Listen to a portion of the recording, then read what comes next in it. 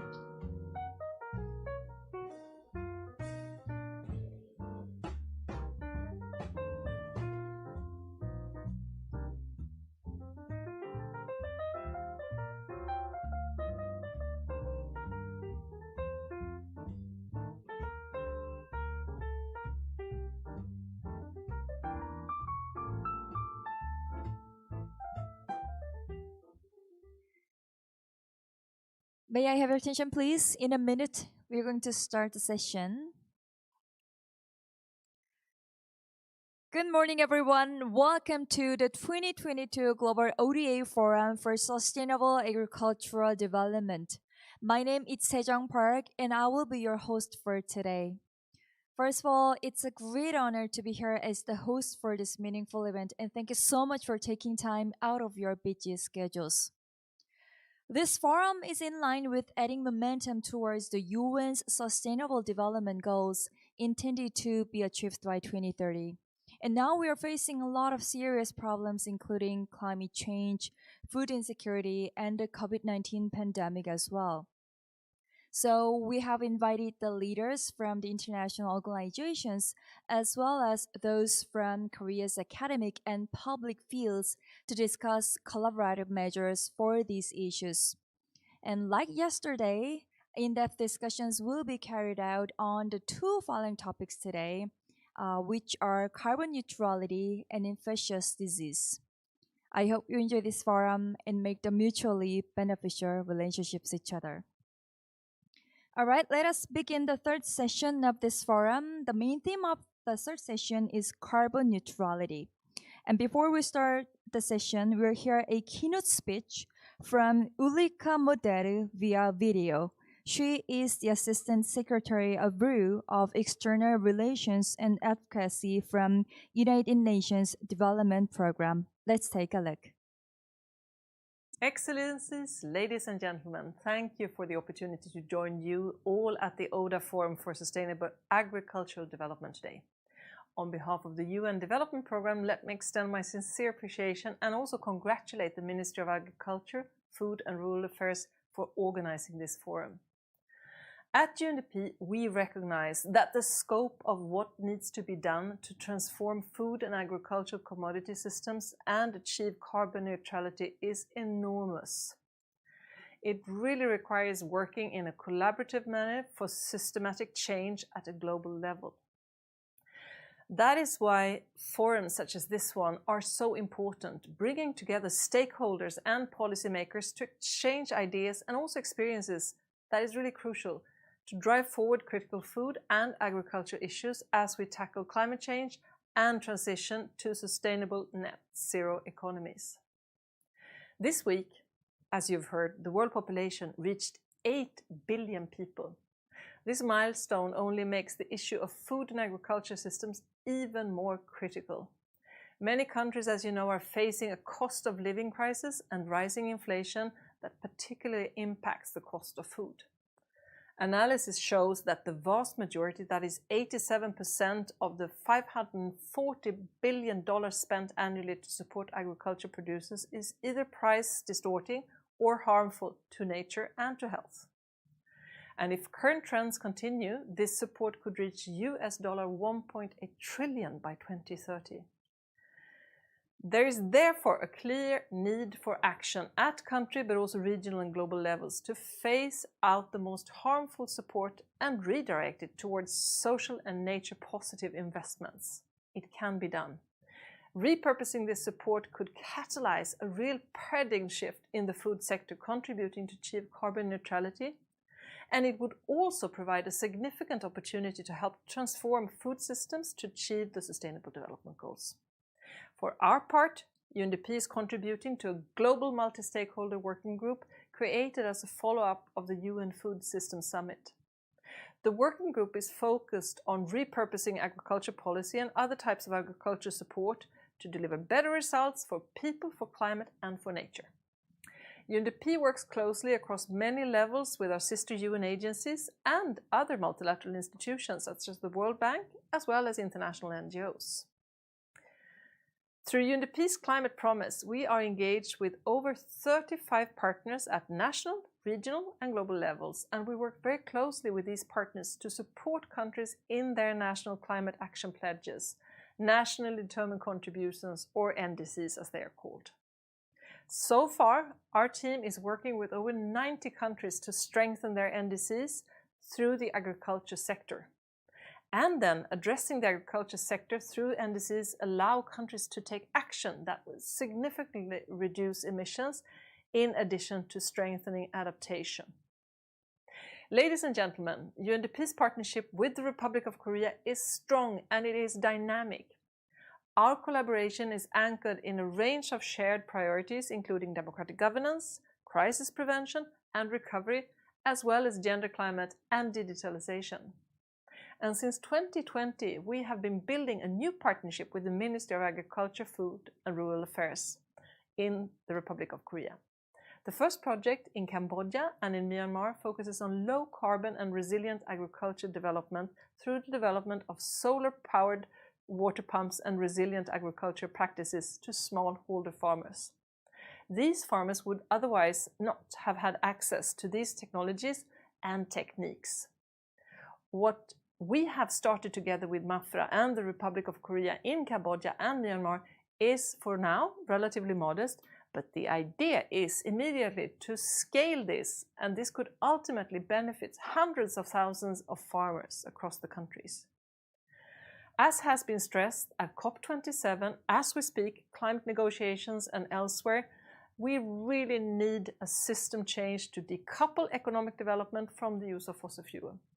Even in a new system, food production will continue to be led by smallholder farmers across the world, and what we are demonstrating together with you in Cambodia and Myanmar is really how we can prevent future emissions associated with access to water while supporting the resilience of smallholder farming embodies the systemic change that we need. This shows the case. Little did we know that the world would be faced with triple, quadruple crisis when this project was being designed. Farmers in Myanmar are facing multiple crises, from the military takeover, the pandemic, the global price increase, including then the price of agriculture inputs and fuel. And on top of that, of course, the climate crisis. After the military takeover, many donors left Myanmar. But MAFRA and the Republic of Korea are one of the few donors that remained and allowed UNDP to work with local communities so that we can continue to provide help when it is really needed the most. So I sincerely thank the decision of the minister and the government leadership in Korea. As the COP27 climate negotiations conclude and we look to the upcoming biodiversity COP15, now it is critical time for decision makers around the world to seek solutions to the twin climate and biodiversity crisis that we face. And food and agriculture systems are really linked to this. I therefore welcome the convening of this forum at this critical time, and I wish all of you every success as the global community really works towards enhancing food security and working towards zero hunger. Best of luck.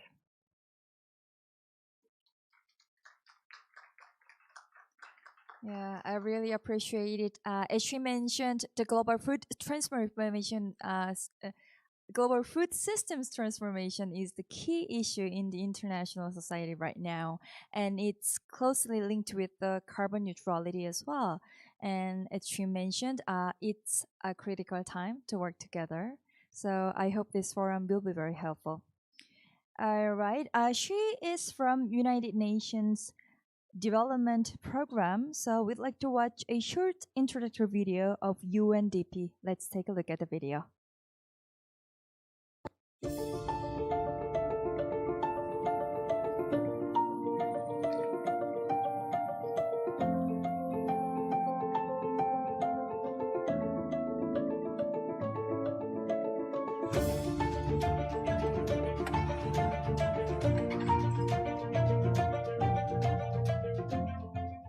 I only know farming. I've been doing this since I was a child, and I'm now 50 years old. I had never grown rice during dry season. I only grow rice during the rainy season as I didn't have enough money to buy a pump. Then I saw that people could grow rice during dry season. I wished to do the same. When I first started, I spent money on a pump and struggled with transporting it to and from the field. I also spent a lot of money on gasoline. I used about 70 liters of gasoline in 2 months.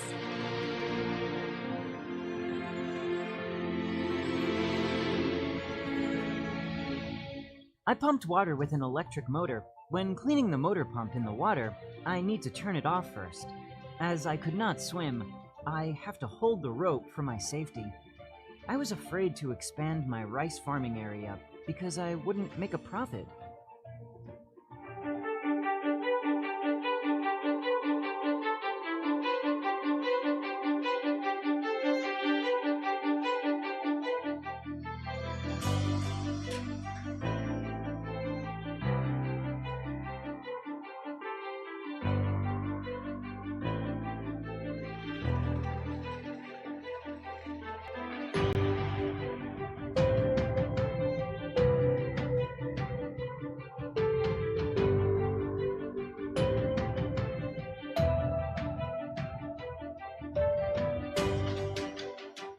we established a farming community. Each of us takes turns in using the solar water pump. Everyone in my community are very excited that we can easily get the water. It doesn't make any noise. I now have more money to spend on other items, such as fertilizer. I could only grow 10 sacks of rice during the rainy season. However, I harvested 17 sacks of rice from dry season rice cultivation. As a result of this, I will continue to cultivate dry season rice to increase my revenue.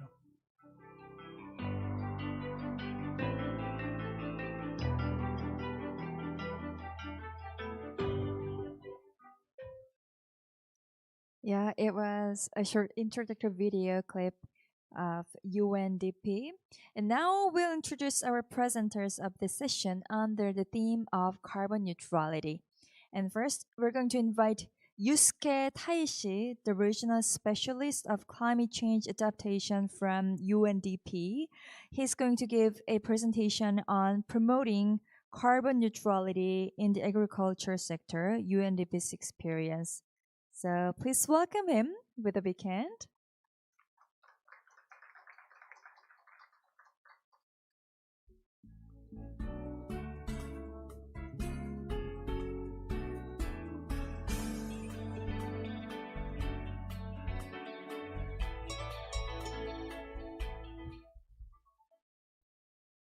Hi, good morning, everyone. My name is Yusuke Taishi. I come from United Nations Development Program in Bangkok. First of all, human development impact on the ground, and I'm going to cover that a little bit in my presentation as well. So I'm hoping my participation today will continue to even further partnership down the line with the ministry. Okay, so first, before I start my sort of main part of the presentation, I want to start with a snapshot of where we are in terms of our carbon emission trajectory. And you see in the sort of upper side of the graph, that was the trajectory, emission trajectory we were on based on the first generation of NDCs as of 2016. So we were on a rising path. But based on the second generation of NDCs submitted before the COP this year, we're kind of on a plateau or potentially downhill pathway of emission trajectory. But this is nowhere near the carbon neutrality that we need to achieve.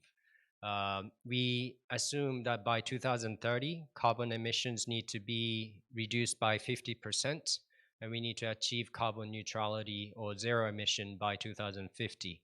So even though we're seeing some progress, the current trajectory is nowhere near what we need. And in the next slide, I want to show you how NDCs in general are recognizing the agricultural sector in general.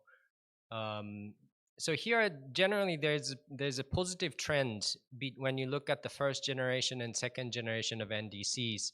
The agriculture sector in general is recognized by more and more countries as a potential source of emission reductions.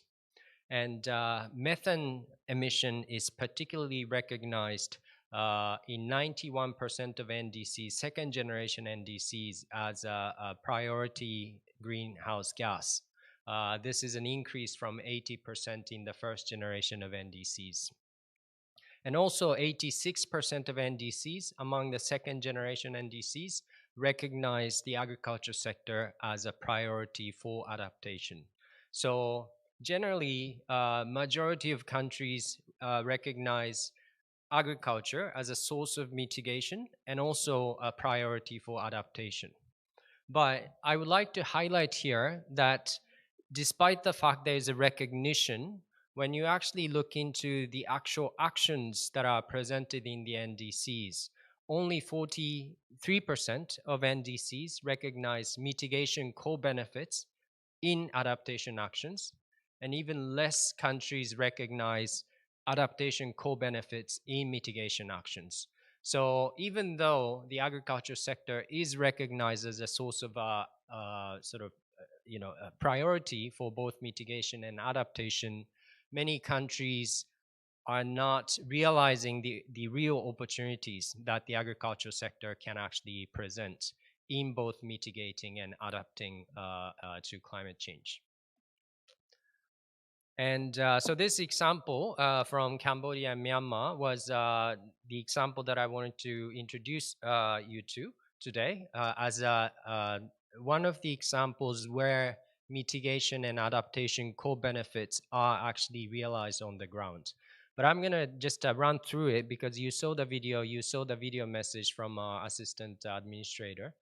I want to focus on Myanmar. In the central part of Myanmar, it's extremely dry. As you can see in the bottom picture, it gets entirely brown during the dry season because there is absolutely no rain. And along the Irrawaddy River, we are placing solar-powered pumps. 31 of them, we are planning to install 31 pumps along the river so that water can be delivered to farmers. And the work in Myanmar is a little bit behind because of political issues and other issues. Work in Cambodia is a little bit more ahead. It gives a glimpse of what Myanmar will be doing in hopefully next year. These are pictures from Cambodia. You see solar panels and the pump in operation. The pictures you see on the right-hand side is the solar-based water circulation system has also enabled farmers to farm crayfish. So it also helped diversify livelihoods away from agriculture, but other livelihoods that are less dependent on weather. So there are many opportunities that Cambodian farmers are already realizing through the project. And here's a key message from the first part of my presentation. Through this project, of course, there was a strong greenhouse gas emission outcome that we have or we will achieve over a period of time in future. And there's a resilience development outcomes. So both adaptation and mitigation outcomes have been achieved thanks to support from Ministry of Agriculture, Food and Rural Affairs. But the right column is what I want to highlight. As you heard from the video message, particularly in Myanmar, people are suffering from multiple crises, not just pandemics, war in Ukraine, general price increase, but after the coup in 2021, most donors withdrew from the country because they didn't want to work with the de facto regime. And Republic of Korea was one of the very few countries that allowed UNDP to continue to work in Myanmar. And it's just incredible how much development benefits we were able to continue to provide these farmers who are struggling to make their ends meet on a daily basis. And this support is just one of the very few assistance projects in Myanmar that's still delivering real benefits on the ground. So I want to highlight that and thank the ministry for their support. Now, quickly, I want to talk about future potential partnerships with MAFRA. And this is from Mongolia. And here are some snapshots of where the country is in terms of emission trajectory.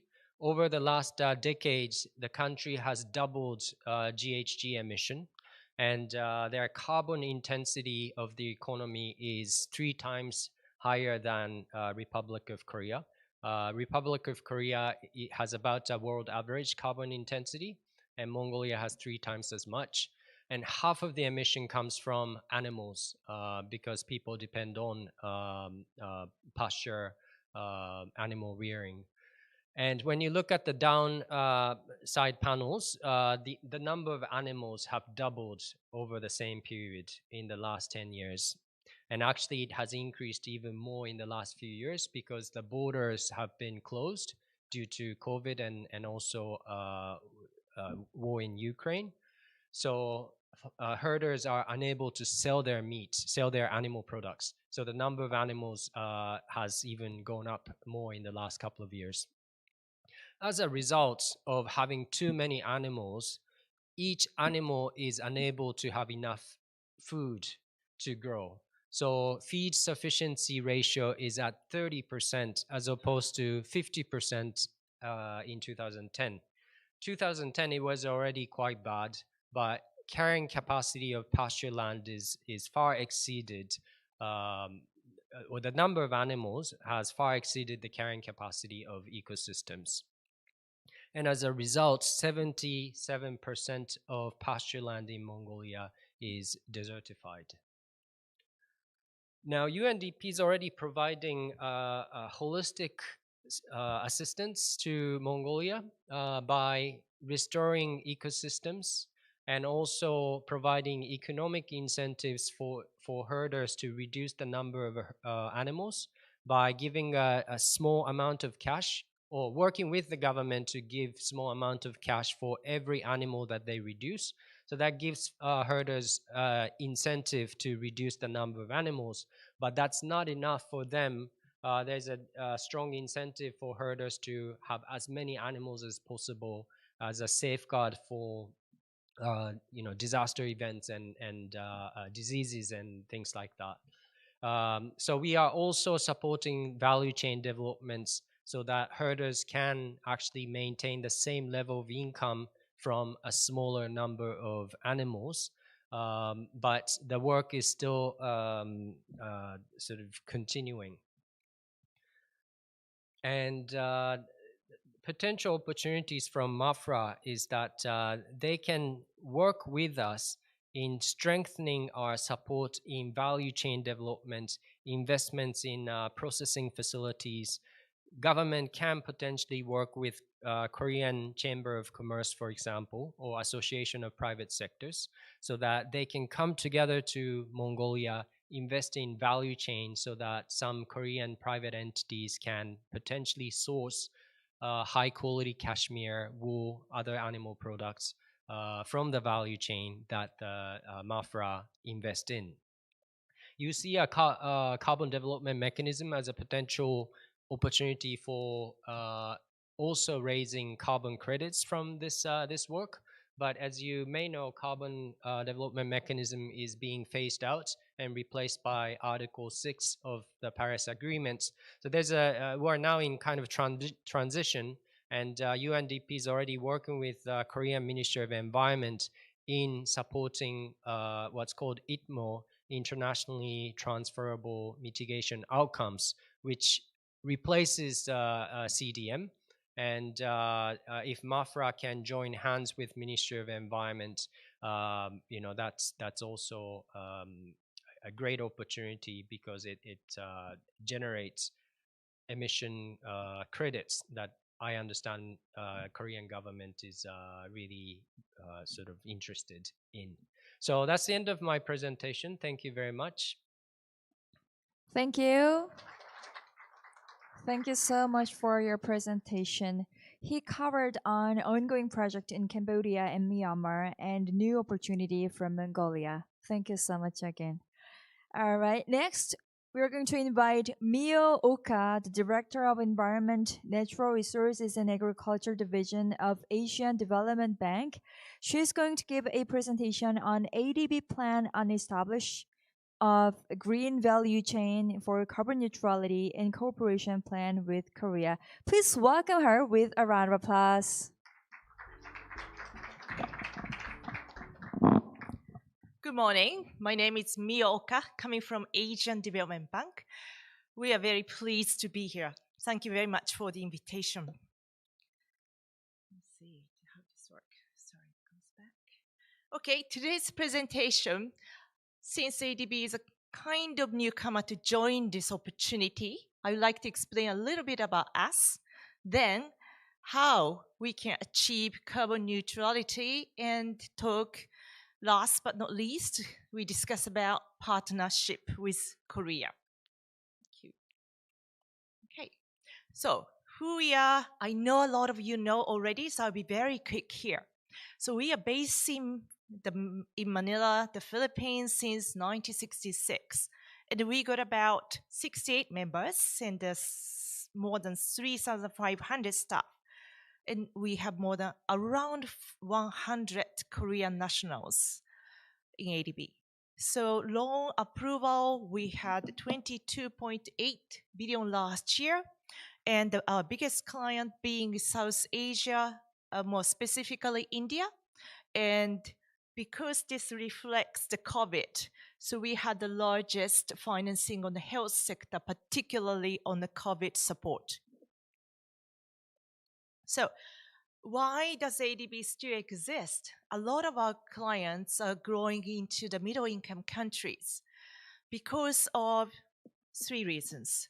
So the poverty, Asia and the Pacific region is still home to around 40% of the world extreme poor. And also the financing infrastructure gap, estimated at 1.7 trillion a year needed to fill infrastructure gap. And of course, this is what everybody talks about today, is a climate change. So of the 10 countries most exposed to climate change, environment stress and natural disaster risks, 7 are ADB clients. This is a snapshot. As you can see, we recently increased the severity as well as the frequency of those nature-induced climate disasters. And as we hear very often, even countries like Japan and your country, we are facing more challenges in recent years. And ADB Strategy 2030 was established in 2018. So all the priorities concerns agriculture sector and climate change. So understanding the problem. So today's topic is about carbon neutrality. So let's look at the agriculture sector. So fortunately, or very unfortunately actually, 26% emissions from agriculture sector as a percentage of global GHG emissions. This came from the FAO, and this is as much as the transport sector. So agriculture shares a major proportion of total GHG emissions, okay? And as everybody mentioned today, the food security is an acute and urgent problem. And livestock and rice provide much needed food security, but among the largest emitter of the GHG. Sorry, there's a typo there. And the food demand continues to increase as we grow our population as well. However, we shouldn't forget about the opportunity. Farms have significant potential to capture carbon from atmosphere and store it in carbon sinks like trees and soils. And that's what we need to look into.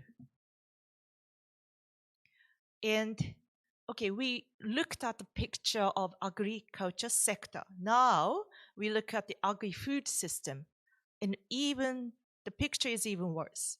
So 31% emissions from agri-food system as a percentage of GHG emission. So the challenge is the world total emission from agri-food system increased by 16% between 1990 and 2019. And the increase largely driven by increased emission in pre and post-production process along food supply chain.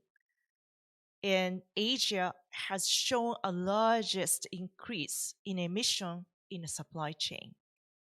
As you can see, sorry that actually the diagram doesn't look too big, but the yellow part and the blue part is the pre and post processing in the supply chain. So in this, we acknowledge the challenges that we have in both an agri and agri-food sector. So how are we going to work towards carbon neutrality? And the question comes, as again, my predecessor mentioned that we have a vulnerability of farmers in Asia and Pacific, because they are dominated by smallholder agriculture, and those farmers are increasingly facing climate risks in these days. So first, our priority should remain that we're gonna ensure the food security or the food availability to those people. So naturally, we say adaptation is very important. So mitigation, how we consider, should be considered in due consideration for food and nutrition security of those vulnerable populations. So we haven't concluded, but from the operational point of view, adaptation, we believe, will still remain as our focus. As you can see in the table, the blue part is our landing on adaptation, so it will remain. While we look for any climate mitigation opportunities in line with Paris Agreement. So how are we going to do it? So taking South Asia as an example, so we do 4 subsectors. So water, environment, rural infrastructure, and agriculture, mostly on agribusiness. So we say water and environment. Those projects can be naturally adaptation, or what we can call more adaptive projects. And so we will, of course, increase those irrigation and flood control, disaster prevention, mitigation, and area-based environment project we will increase. But the issue is how we will increase the mitigation financing in these subsectors such as rural infrastructure, agriculture, particularly in the agribusiness. So how ADB is planning to do? So in terms of financing, so we have 3 ways of doing it. So we have to increase our financing to cover all the adaptation project, also increase our mitigation activities. And mitigation, of course, we need to reduce carbon footprint by increasing productivity and enhancing adoption of low emission technologies. In innovation, ADB alone cannot do it, even the governments alone cannot. So we need to work closely with the private sector. So ADB commitment, sorry, it's all about ADB, but this is something which we feel important. So in terms of climate change, we came up with our ambition to finance up to 100 billion between 2019 and 2030. We are in a good path to reach that. And most recently, September 2022, we announced a 14 billion package to address immediate food crisis and improve food security system. And of course, all ADB projects will be screened for mitigation and adaptation investment opportunities in alignment with the Paris Agreement. That's going to be starting from July, sorry, I said 2022, it's actually July 2023. Sorry. So, the mitigation, which is a challenge for all of us, how are we going to do it? So look at energy and water use efficiency, and we try to switch to renewable energy. So our colleague for UNDP mentioned we switched to solar-based irrigation during production. So use of renewable energy also for post-harvest energy, such as in a cold chain and processing facilities. In the livestock sector, which my colleague will mention in the next presentation, we look into feed and species improvement, of course, feed supplement, productivity improvements, and waste management. And we are doing that in many countries, GMS in Southeast Asia and Kazakhstan and the People's Republic of China. And also, our private sector department started to look at plant-based, bug-based feed industry. So that's still at the beginning. And also we need to reduce food loss and waste, sorry, it says waste to waste, but waste to energy component too. So we adapt in our projects, better post-harvest practice and the value chain management towards efficient food distribution system. And of course, use of biogas in many countries, including India, China, and Vietnam, and agriculture residue and as energy feedstock in Thailand as well. And the critical part is also to improve fertilizer use efficiency and look into alternative fertilizer. So we use a biochar from plant coffees in Indonesia and soil nutrition improvement for rice in Pakistan and Thailand. And of course, along with our infrastructure projects, we encourage agroforestry and regenerative agriculture. And so what we do is, alongside, we do have a range of rural infrastructure projects such as rural road, and we promote planting of trees, and mostly in collaboration with private sector. So in support for client countries, we use we work on two fronts. So one is, of course, assistance for nationally determined contributions. So in China, we support for preparation of national methane production plan, so through our technical assistance. And also, this is a word of today, right? So carbon sequestration. This is something we work very hard and co-invest with private companies with carbon neutrality commitments to sequester carbon in rural communities. So at this stage, we are not involving the government so much. So we try to get the funding from the private sector and encourage farmer to do positive activity on the climate change, and we get the private sector to pay. But in the future, we have started discussion with the government. In that mechanism, government will be involved so that they can be involved to provide certification, for example. But as you know, many of our DMC governments are hesitant for the many reasons or the political reasons.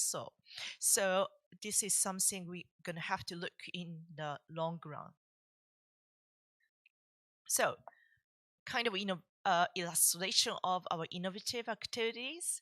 So we work with a foundation and also private companies. This is what we are trying to do in our client countries like India. So we try to establish climate catalyst financing facility, and both by establishing a special purpose vehicle and within the National Agriculture Bank. There, what we have at the moment is even the private company, domestic company, and also many of the development partners, they have money, but they don't know where to invest. So we need to put that money into a kind of facility at the climate catalyst financing facility or within the bank. And then ADB will support preparation of climate adaptation mitigation related projects so that we know those funds will be utilized. So that this is something that we are trying to do in particularly India, and try to expand it to other countries. So, partnership with Republic Korea. So, we've had in-depth working relationship with Republic of Korea. So, in terms of co-financing projects, we received more than 2,000 million loans, grants, and technical assistance. In trust fund, almost 200 million, and particularly in those areas of climate change. Future Carbon Fund, E-Asia, and Knowledge Partnership Fund, and the Ventures Investment Fund 1.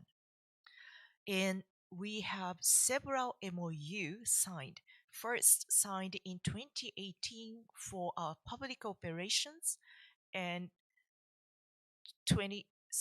this is actually 2021 for the private sector. And also, the latest was renewed in 2020 for 700 million until 2024. And of this, 350 million earmarked for co-financing with ASEAN Catalytic Green Finance Facility under ASEAN Infrastructure Fund. So this is going to be invested all in the green infrastructure. And in terms of a high-level meeting, so Deputy Prime Minister, Ministry of Economy and Finance, and ADB President met in May 2021 to strengthen our partnership. And also, next year, ADB's annual general meeting will be held here in Korea. More specifically, our cooperation in agriculture sector. So we look into the three subjects. One is the capacity building for the modernization of agriculture and food safety enhancement. Second, strengthening of food terminal and wholesale markets operation and capacity building for post-harvest loss reduction. And third, supporting expertise sharing and South-South cooperation. This is why a number of our client country participants are joining next week, starting this week for the study tour in Korea. That's how we benefit from Republic of Korea. And again, MOU more specific on the agriculture with MAFRA and is ongoing, and we have an ongoing MOU, and that talks about those three areas. And analytical works, modernization agriculture Korea Rural Economic Institute, involving international and national consultants conducting analysis of the Korean experience of agriculture rural development and the country context of Indonesia, Pakistan, and the Philippines to develop a custom-tailored approach, particularly on the post-harvest practice, and that will be presented in our meeting tomorrow with IFAD. And in terms of food safety, we also completed an analysis of food safety in another Southeast Asian development member country, which is being prepared at this stage. Okay, so the way forward, what we'd like to do and what we'd like to seek guidance from Republic of Korea is seeking opportunity for collaboration in increase, again, particularly on the mitigation, particularly on the post-harvest practice in the agriculture sector. And I'm personally interested in the Korea's knowledge and experience on expanding climate operation. Sorry, this is very general, but we know that even the seminar from yesterday, we benefited from the specific technical experience that came from Korea. And I hope using ADB as a mechanism to expand those pilot activity into the larger operations that we are sincerely hoping. Thank you very much for listening.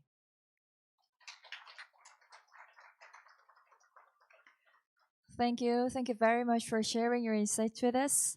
As Sri pointed out, food security is an urgent problem, and a big proportion of Asian people are facing climate crisis directly. That's why we need to seek out concrete ways to establish green value chain together. It was impressive. Thank you. All right. Next, we're going to invite Leonard Leung, the National Resources and Agriculture Specialist from ADB, and he's going to give a presentation on towards carbon neutrality in livestock sector. Please give him a big hand.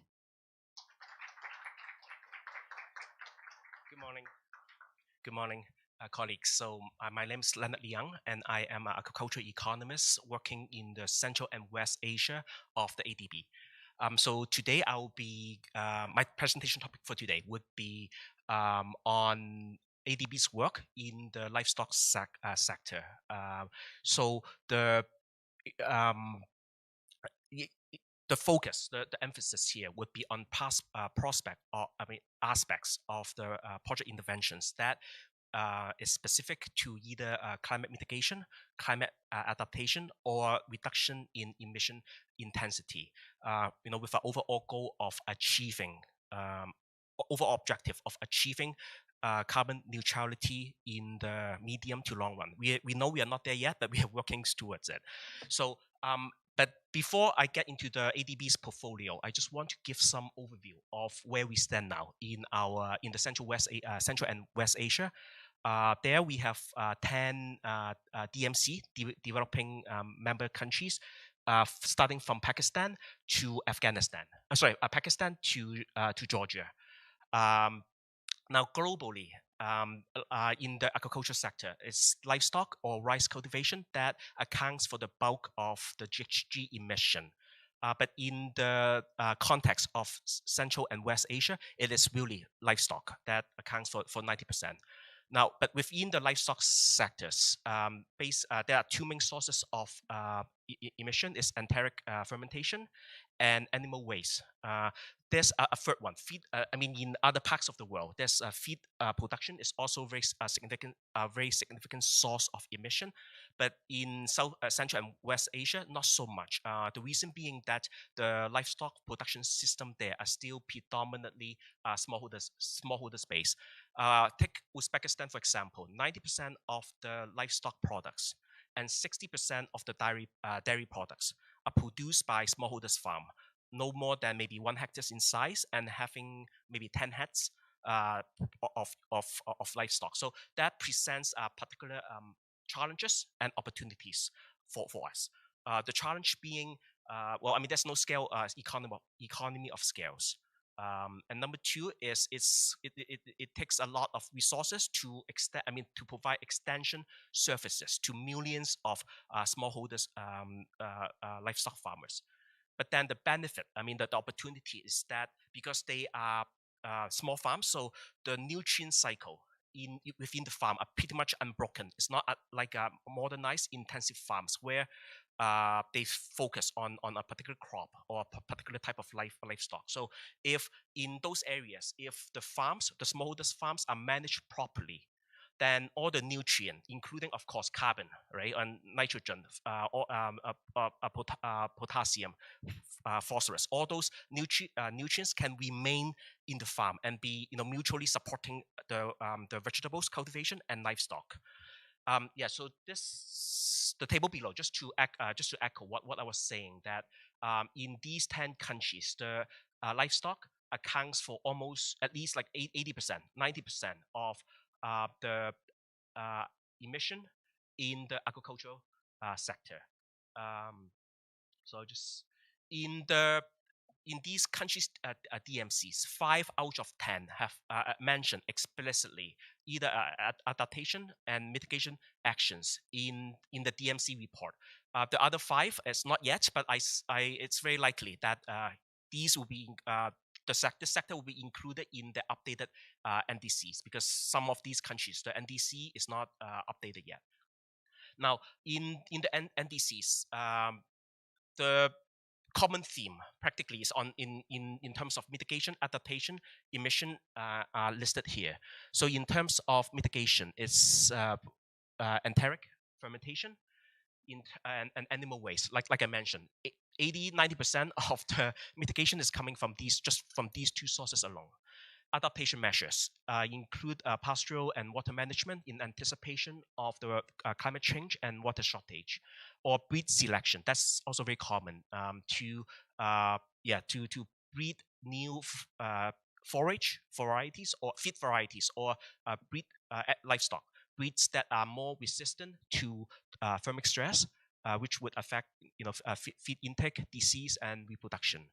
And then, of course, emission intensity is also actually an essential theme in the DMC, in the NDC, and as well as in our ADB projects, because right now most of the DMCs, their commitment is still on reducing emission intensity and not in absolute emission reduction. But what is meant by that? Emission intensity is really to increase the overall productivity of the sector. So we do more with less. We can produce more products, more like say in terms of kg per protein, using less resources or less wastage in that process. So some of the popular interventions include like improving feed efficiency, again breed selection, or improve husbandry practices. Now, ADB. Well, I mean, of course, we support. We have a huge portfolio supporting other non-livestock sectors in the agriculture. But for the purpose of today, we just focus on the livestock. So our work in livestock supports some of our operation priorities in Strategy 2030, namely rural development and food security. That's OP5, OP3.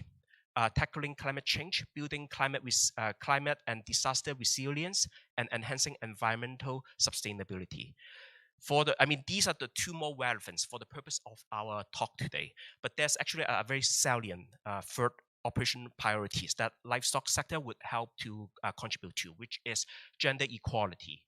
The reason being that in many of our DMC countries, women are responsible for the raising and marketing of small livestock, such as poultry or swines.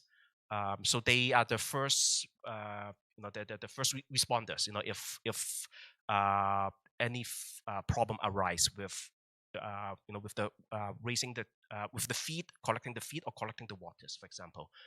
Now, in terms of, of ADB additionality, of course, ADB does provide a long-term financing to all our clients. But on top of that, we are seeking to create, we're hoping that we can create additional value addition to our clients, public sector or private sector-wise, with the following. And I believe this is an area that there's a lot of scope for cooperation with other MDBs, with other development agencies, and of course with other governments, including Korea.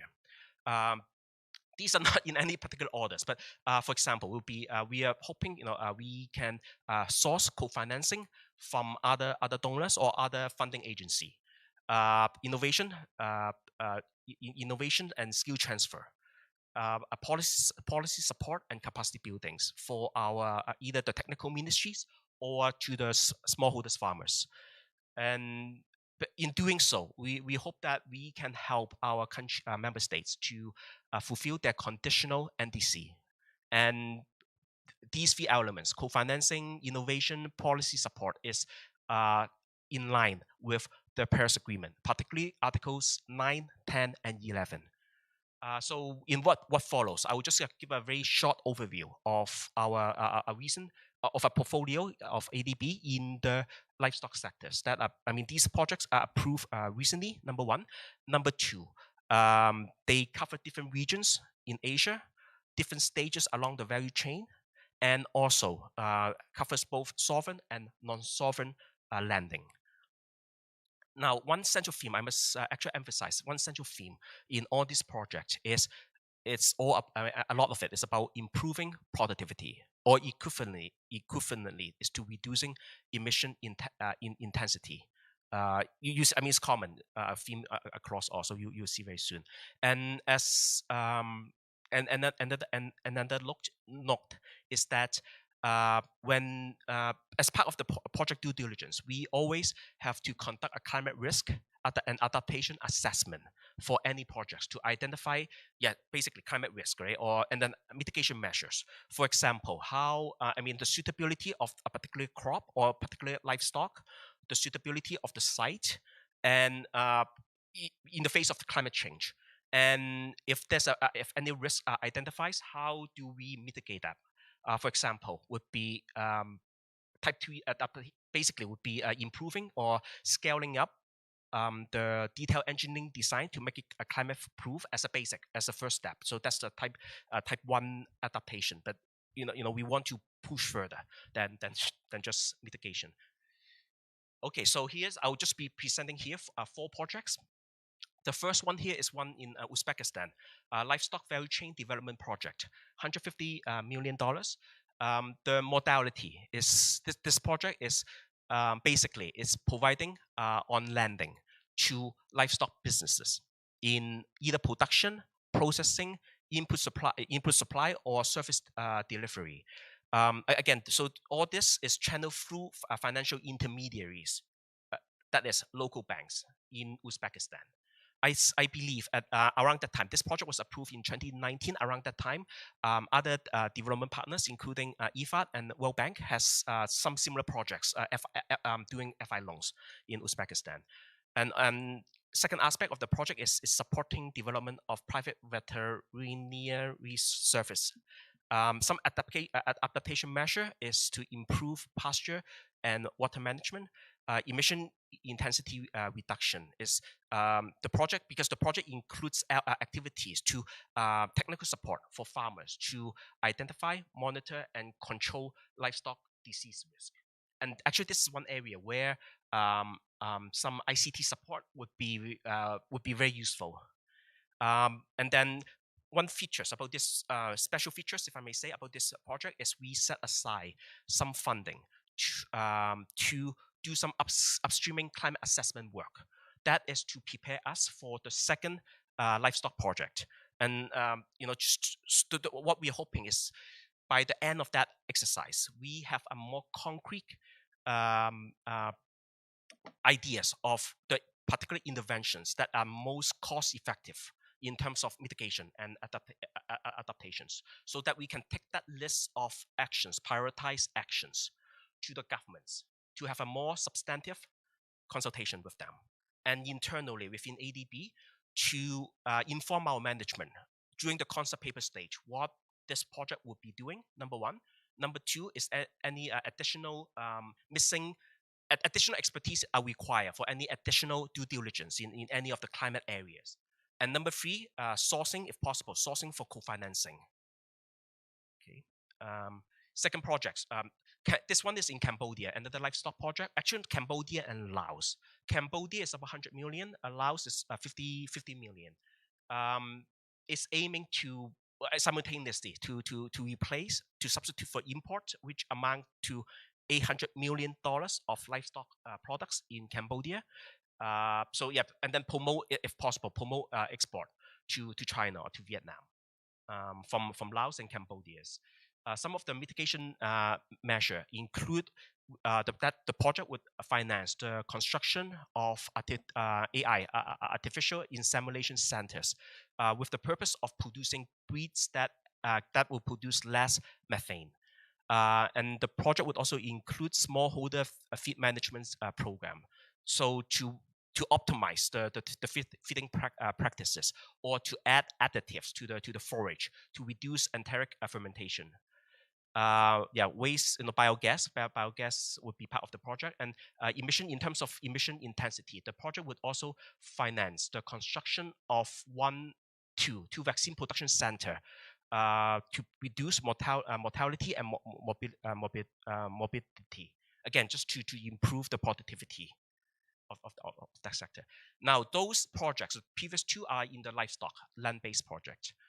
The next two are different. I mean, this one is, the third one is in Indonesia. It's an infrastructure, basically it's a shrimp aquaculture project, $93 million. So Indonesia produce about 8.7% of global shrimp production. The project will support broodstock, the construction of broodstock and multiplication centers to produce fries for the small scale farmers, and also support the production of feed, because currently feed accounts for 60% of the farmers' production costs, the shrimp farmers' production costs. All these feed are imported, they're expensive, and they lead to a higher emission in their production and in the transportation. So in terms of the mitigation measure, the project will support the smallholder farmers to produce their own feed using locally sourced ingredient. And they would also, the project would also restore some of the mangrove. This is both for mitigation and adaptation, because a lot of these farmers, they are shrimp farmers, they are located along the coast, so they are susceptible to to coastal, to extreme weathers. So the mangrove would help to protect the coast, to prevent seawater intrusion and seawater infiltration. So just one more slide. Okay, so this last one is a private sector project in 60 million in India. The project will finance lead companies to produce, to construct a fish feed plant with a daily capacity of 600 metric tons. Like I say, this is a non-solvent lending. Some highlights about this project is the feed is high efficient in that it has a very low feed conversion ratio. So the fish can gain more weight using less feed. But yes, and then the feed itself, the fish feed is also floating, so that there will be less wastage. They will be always floating on the surface of the water, and yeah, so that would so it's always available for the fish. So that will lead to less water contamination and the oxygenation. The estimate is that this feed is able to reduce the feed consumption or feed cost by 65% for 2,500 smallholders farmers. So and of course the TA, the ADB would also provide technical support to the fish farmers on the feeding regimes to make sure that the feed efficiency can further improve. We have other projects, but I will not go there. But sizable portfolio. But before I end, I would just like to, just in terms of the moving forward, is like I say, would be on technology, innovation, technology, co-financing, and also policy support. One area that I'm personally quite interested is not related to infrastructure, not so much in the livestock sector, is I understand that Korea actually is a major importer of products in horticulture products in Uzbekistan, particularly cherry.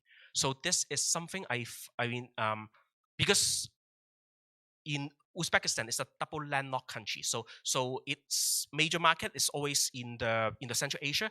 But somehow Korean enterprises establish a presence in that region and able to facilitate that trade, and that is something I think it would be a lot we can all learn from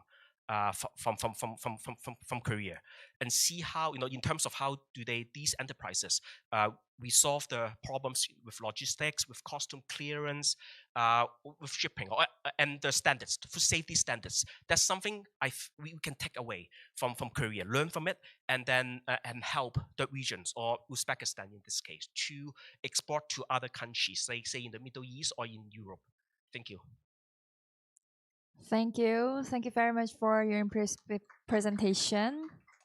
He shared a representative sample of recent ADB projects in livestock sectors with us. Thank you. All right. Now we're going to take a short break to set up the discussion session. So we'll see you here in 5 minutes. See you soon. Thank you.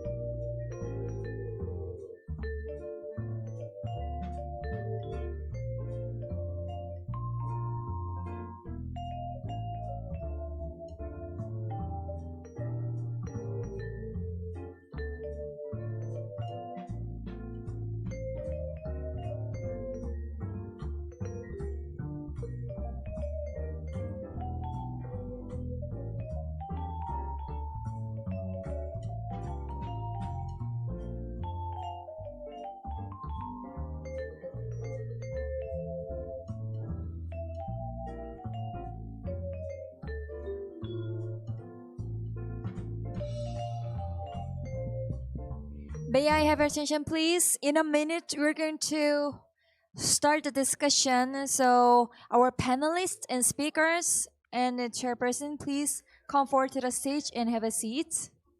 In a minute, we're going to start the discussion session. So our speakers and panelists, please come forward to the stage and take your seats. Thank you.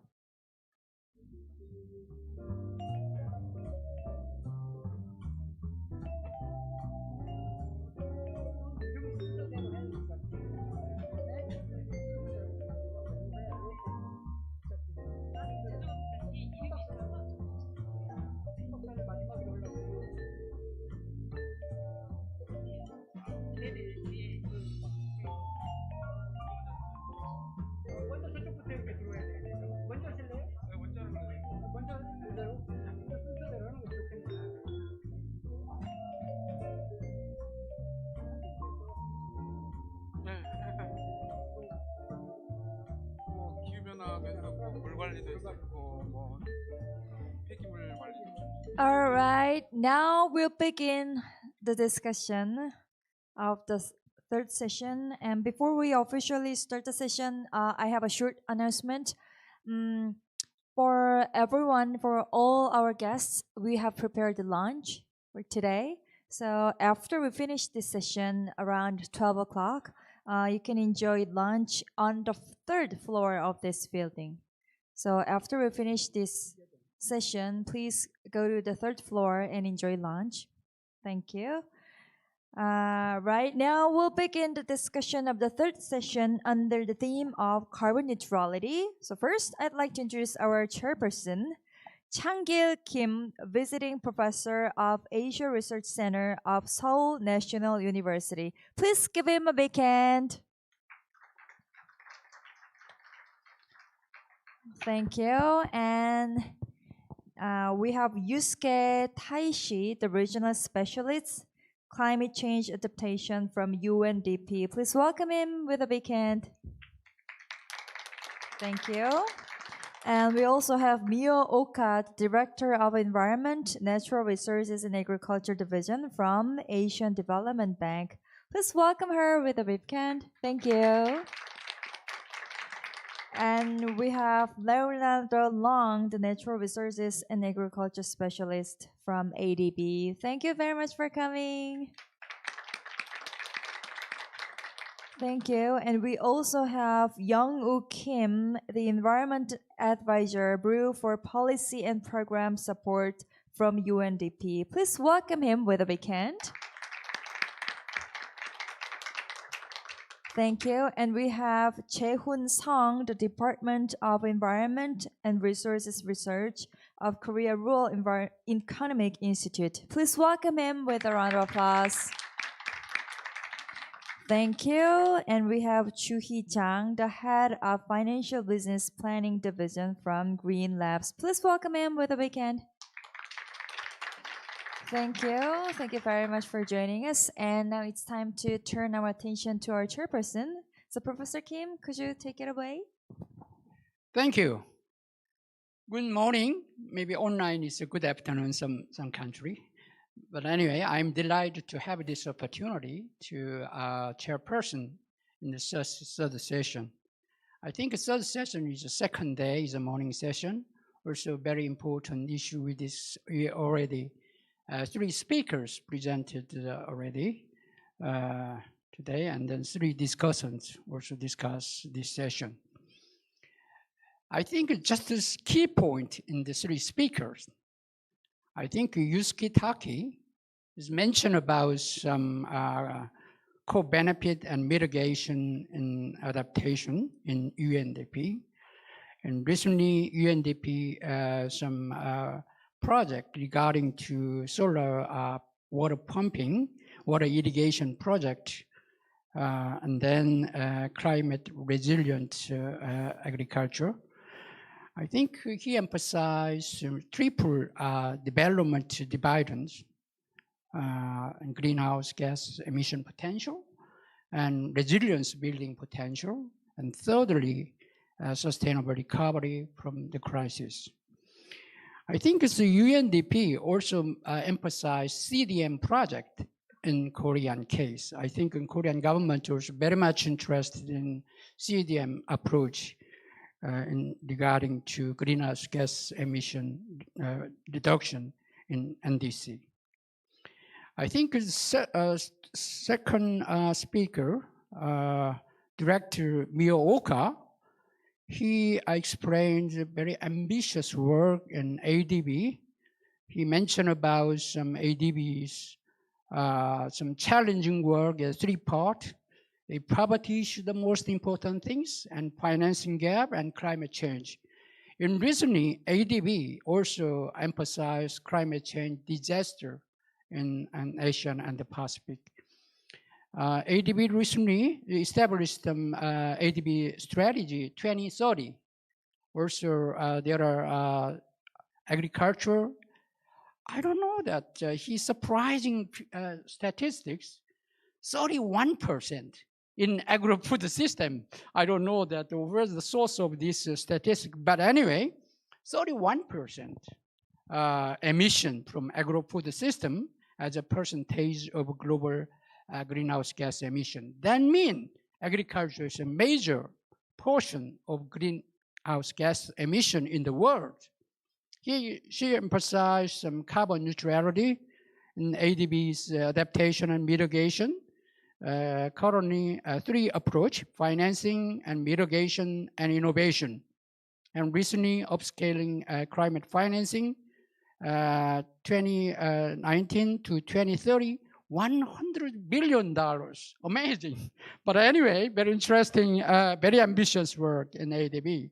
But anyway, thirdly, also ADB. Today is ADB expert, 2 experts presented this subject session, and Leonard Long, he emphasized some carbon neutrality in livestock sector, especially for the DMC country. Tajikistan is 96% in livestock sector in agriculture. Armenia 61%. In Korea, it's 45%. But anyway, livestock sector also important. He suggests some mitigation in livestock sector is enteric fermentation and some animal waste management. Also mention about some adaptation measures and emission intensity. He also emphasized ADB strategy 2030s, especially for the operation priority number 5 is rural development and food security.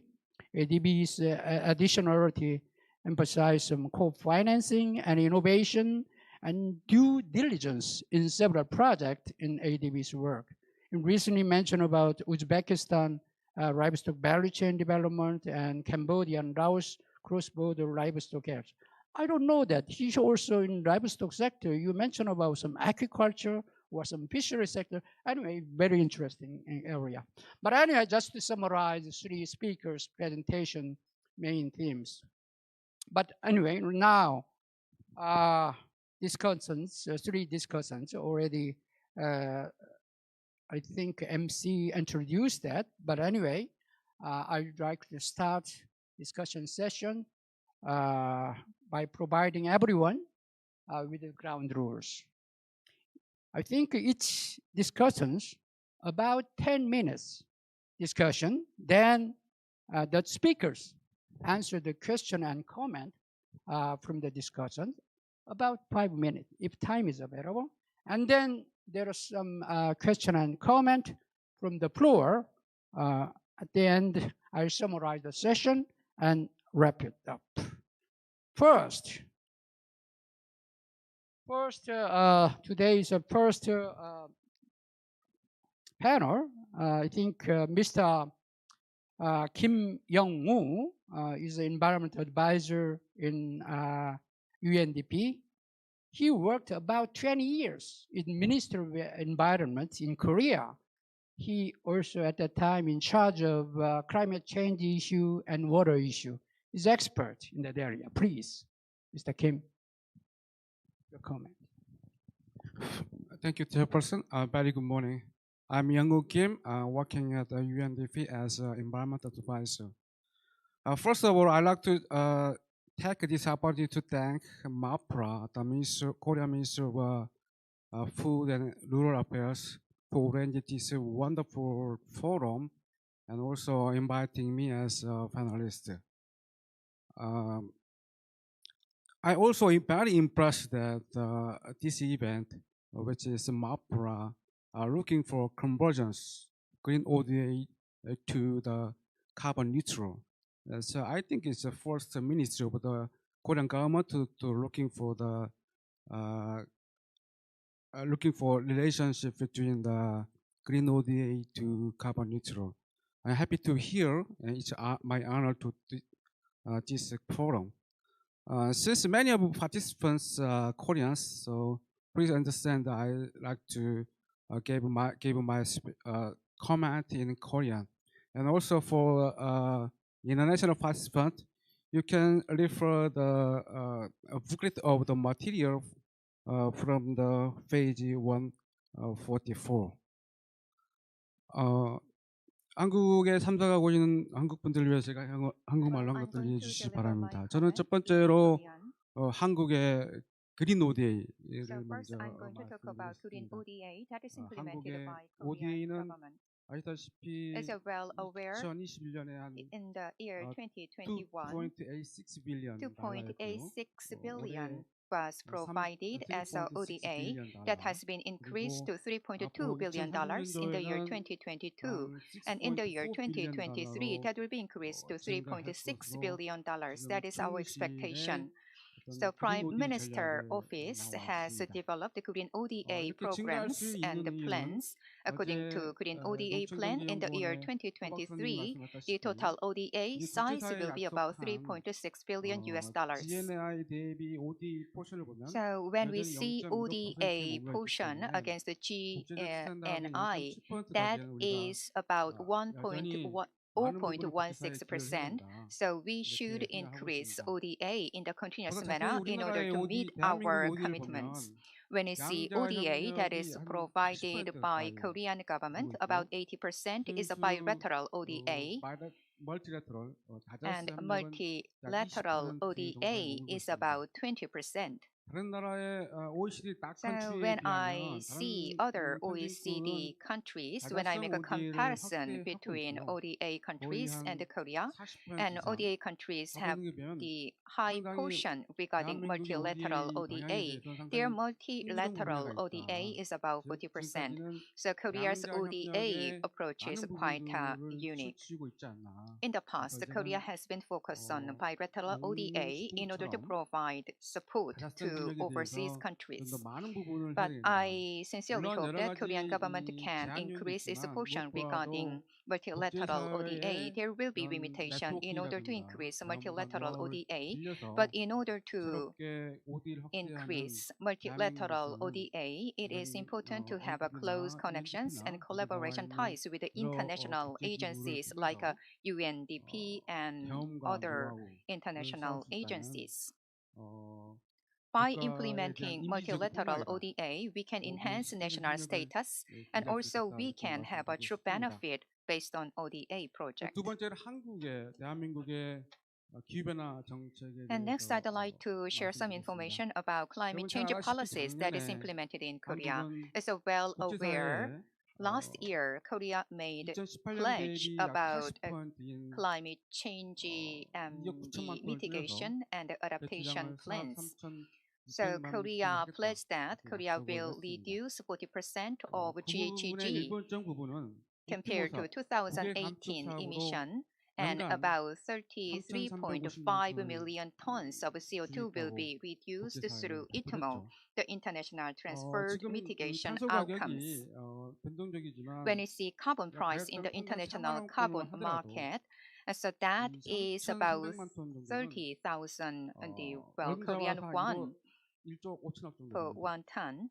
So in order to meet this target, And we should make a continuous effort.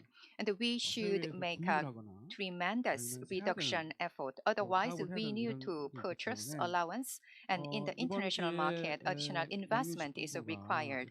So I sincerely hope the Ministry of Agriculture, Food and Rural Affairs can have the Green ODA, so carbon neutrality programs that is implemented by Ministry of Agriculture, Food and Rural Affairs will be very meaningful. By the year 2030, we are going to reduce the GHG emissions by 27% in agricultural sector. So our expectation is about 18 million tons of CO2 in the year 2030 in agricultural sector. In the year 2050, we want to achieve carbon neutrality. In order to achieve this target, it is important to make 84 to 89% of reductions. By utilizing various mechanisms, carbon reduction can be made, but still 84 to 89% of reduction is very ambitious when I see Korean situation. The Korean government has a great interest about ITMO, internationally transferred mitigation outcomes. So the many different agencies in Korea make a continuous effort in order to find out possible and potential opportunity that can be created from ITMO. But still, we have great challenges.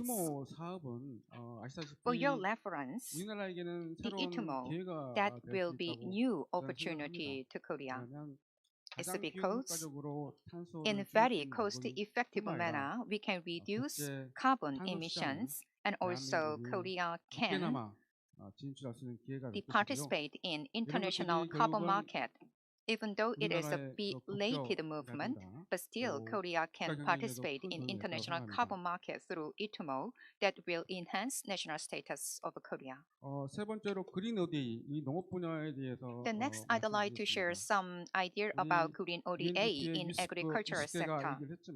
And actually, Mr. Yoshike Taishi mentioned in his presentation, the agricultural sector actually make a create the emissions.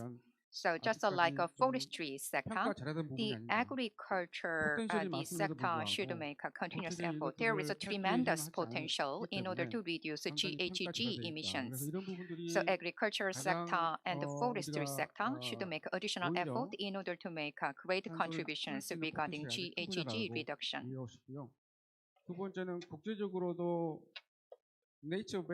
And also internationally, nature-based solutions have been discussed, and I think the agricultural sector can realize nature-based solutions through various programs. And also the Green ODA in agricultural sector can make great contributions in order to achieve NDC, the nationally determined the contributions. 오늘 주제인 그린 ODA와 Green the ODA and Paris Agreement Article 6. Regarding that, I'd like to share 4 different ideas. First one is the Paris Agreement Article 6.2 is a new mechanism, so I believe that will be the catalyst to change the mechanism. When you see Korean ODA, that is pretty much focused on humanitarian aid, and also Korea made the ODA as a channel to share the experience and expertise of Korea that has been accumulated in the past in the process of economic developments. But by having these Paris agreements, and we can expand our horizon regarding cooperations with other the international bodies and other countries, and also that will be stepping stone to advance into international carbon market. And by participating mechanism outlined in Paris Agreement Article 6.2, Korea can enhance national status in the international arena, and also that will be strong the foundations in order to secure additional the budget to this end. 소위 말하는 branding financing, And I believe the cooperation between private sector and the public sector that will be further enhanced based on this Article 6.2 mechanism. And as we heard from UNDP, in order to have a sustainable development, and it requires about $1 trillion. But we have a very small ODA budgets. So it is inevitable to induce the private participants. By having private engagement, we can secure the necessary amount of ODA. So in order to promote the private engagement, the public sector can lay the foundation, and branded financing can be done in the future. Based on that, we can secure the stable amount of ODA that will also lay the foundation to enhance national status of Korea. By having ODA programs, Korean government and the civic society can and participate more actively, and also in the international carbon market, we can play significant roles. And these projects can be useful mechanism to achieve NDC, and ultimately by the year 2050 we can have net zero. Last but not least, what kind of activities done by the UNDP will be shared regarding Paris Agreement 6.22. UNDP made a continuous effort, and as for the SDG, the achievements, the UNDP made these supporting and the programs. And some countries are not able to develop framework to achieve NDC, so the UNDP provided support in order to develop national framework for market and non-market mechanism. And also we provided insight to reduce gaps and provide a demand and to support the demand assessment for ITMO. So as for the ITMO, the International Transfer Mitigation Outcomes, and it is necessary to have a necessary the capacities, and also it is necessary to have foundations. So UNDP provided assessment in each different countries in order to figure out whether they are able to implement ITMO.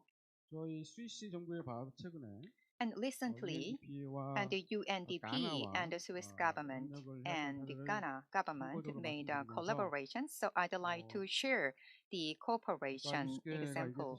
And actually, as the Mr. Yusuke, the Taishi mentioned, when it comes to the waste reduction, and we are going to have the relevant fund. So what kind of a project will be implemented will be discussed further.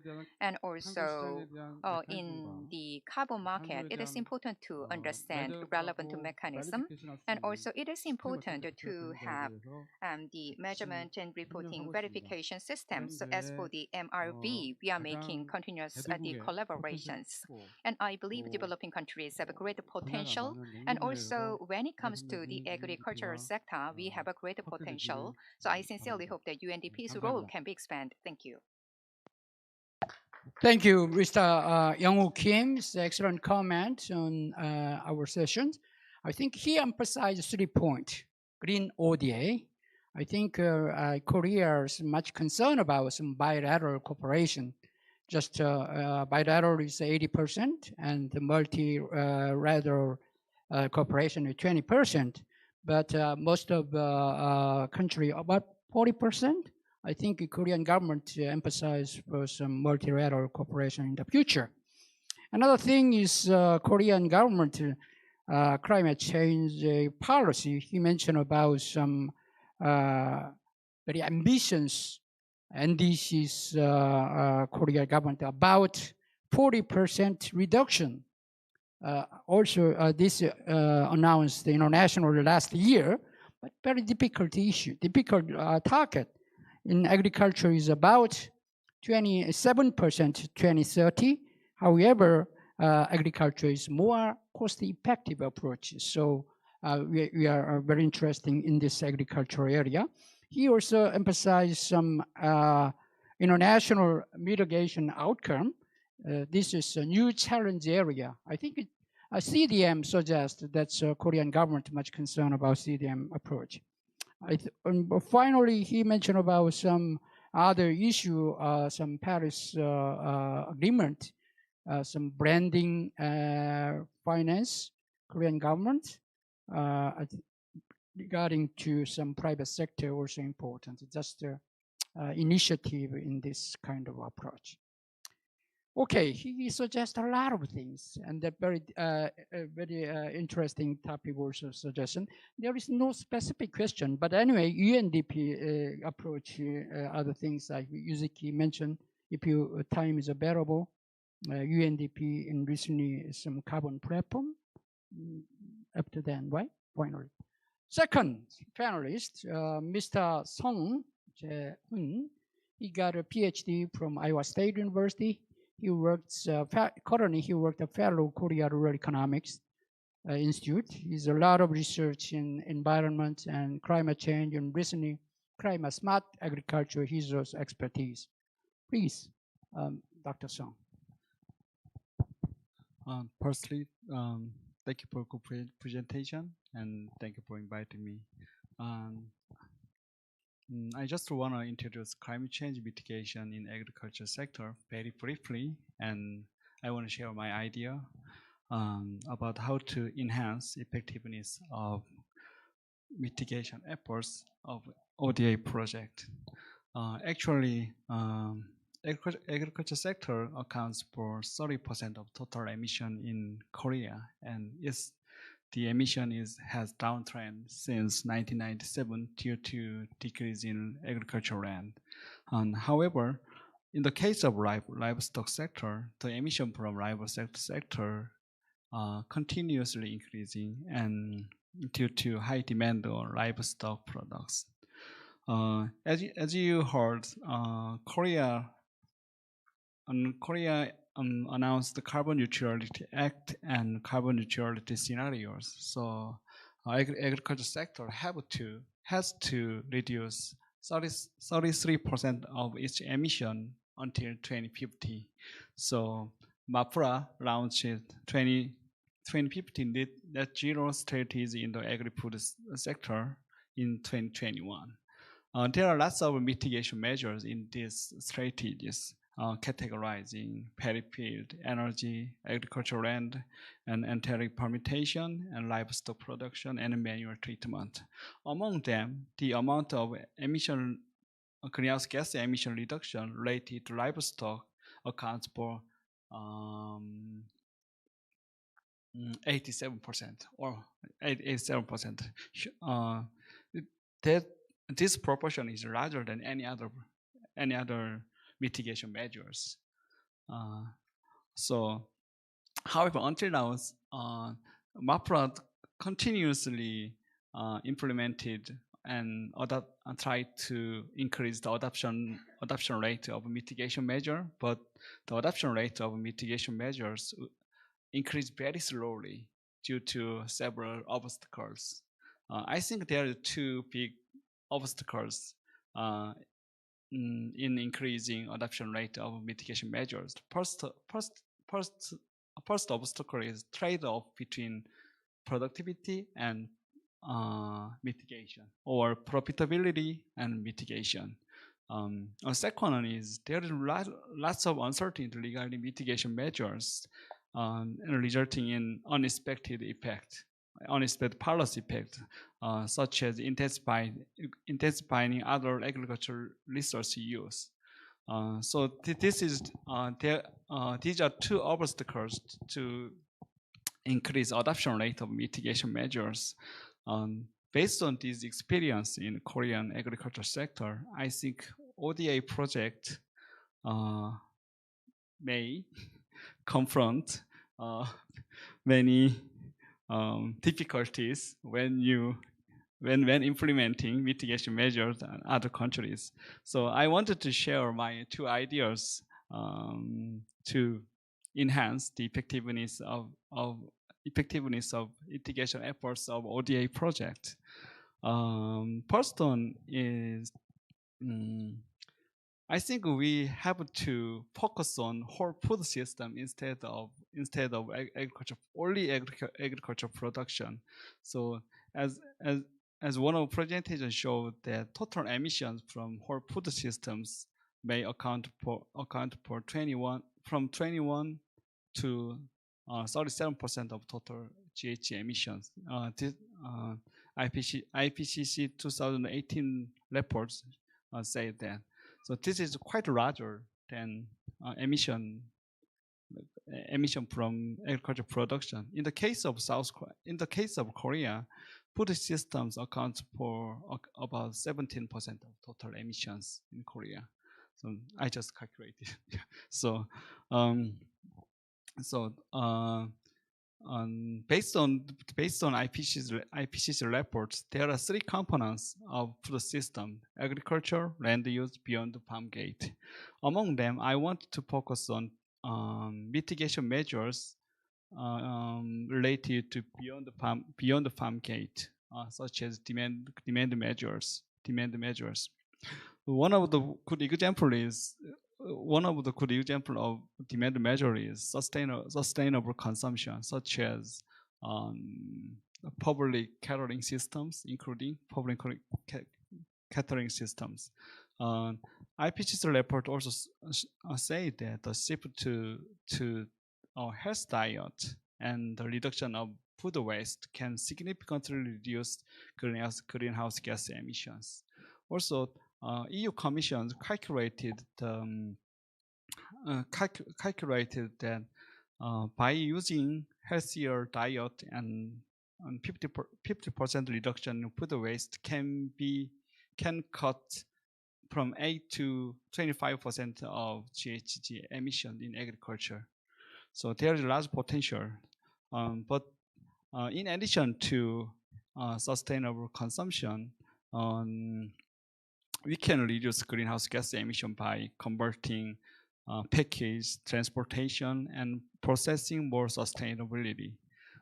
From this point of view, I think ODA project more concentrated on these kinds of demand measures, such as technical basis for calculating GHG emissions of food, such as traceability and carbon footprint, and infrastructure for public catering systems. So that is one way to improve effectiveness of mitigation measures.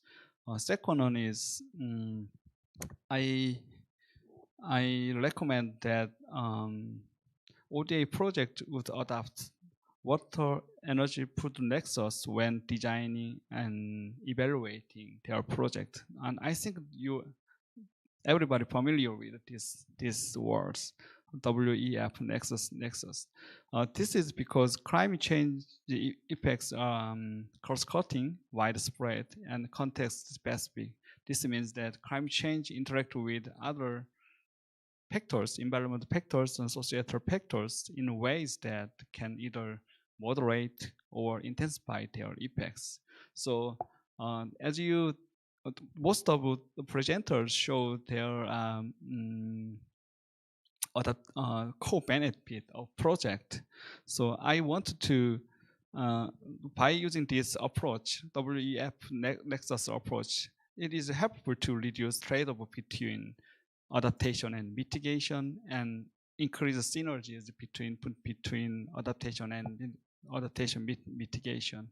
So I recommend that ODA project also invest in this invest in constructing decision-making supporting tools based on WEF nexuses, and sharing knowledge how to implement these approaches when designing and implementing and evaluating ODA projects. Thank you. Thank you. Dr. Song is mentioned about some two things, an obstacle implementing mitigation. The first thing is a trade-off, productivity and mitigation. Also, trade-off between profit and mitigation. I think is important. Second thing is uncertainty. I think the unexpected policy effect. So in implementing ODA project, we remind this obstacle for implementing the mitigation. He also emphasized some an ODA approach. Second, some demand aspect. I think sustainable consumption, maybe some in recently smart consumption. Also, health diet. I think it's alternative. Food or alternative protein in recently very much interested in consumers. And also he emphasized some water, food, energy nexus. This approach is a core benefit of mitigation and adaptation. So in order to increase the synergies in this area, I think knowledge sharing is the most important. Anyway, third panelist today is in private sector. Private sector in recently, Green Labs is Green Lab. I know Green Lab is a data-based agritech in Korea. In recently, Korea is a unicorn group. Is that right? I think Green Labs is the most interesting in Korea. Is smart agriculture. Today is Mr. I couldn't. Just one, please. Today is an excellent person. Zhang.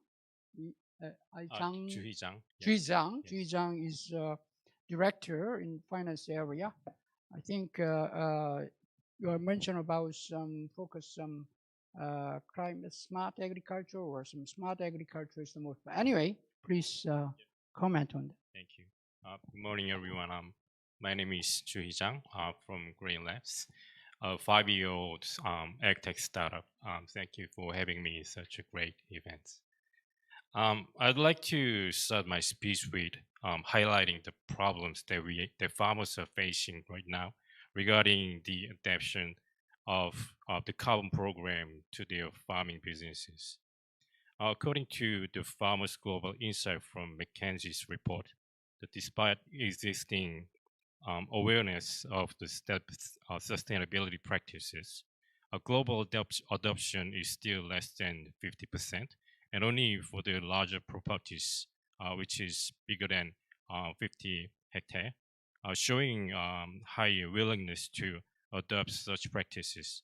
The participation in sustainability program is still very low, with only 10% of growers currently involved in carbon programs. Moreover, the main reasons why the farmers have not yet or will not participate in carbon programs, 50% of the farmers in North America says the return of investment is not high enough for them. And 61% and 52% of farmers in South America and Europe countries, respectively, says the programs are not really applicable for them. And 70% of the farmers in Asia regions says they do not understand the program. This is how the worlds are right now. The carbon program's participation is very low due to the complexity and the lack of extended outreaches of the program. According to the net zero trackers, 139 over 198 countries declared net zero, and about 800 companies have declared net zero already. We also have discussed about the climate change from yesterday's session as well, and understand how the situations are right now. The implementation of a carbon program is not just an option anymore. emission requirements. To solve the problem, Green Labs is focusing on three aspects: data, smart farming, and smart selling. For data, to know the farmers and the farming land better, the service providers like us, we have to implement smart devices that can interpret and showing whether the farmers are doing well or not. And this will work better when the central governments opens their data to private sectors like us. And for smart farming, the global GAP, the Good Agricultural Practices, complies with ESG. And better smart farming solution provides guidance to farmers for better productions. And for smart selling, as mentioned earlier, the buying companies have to follow the net zero requirements, not just for themselves internally, but their business partners as well. To summarize, the participation in carbon program in farming will never be easy without economic benefits and technologies.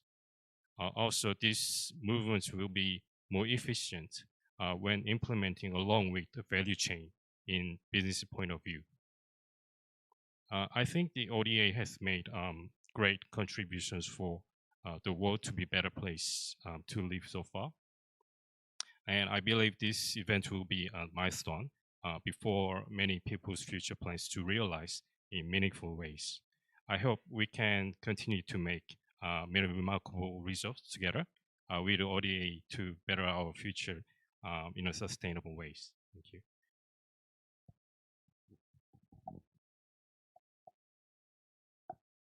Thank you. Ji Zhang's comments on today's speakers or other part. I think he's mentioned about some private sector.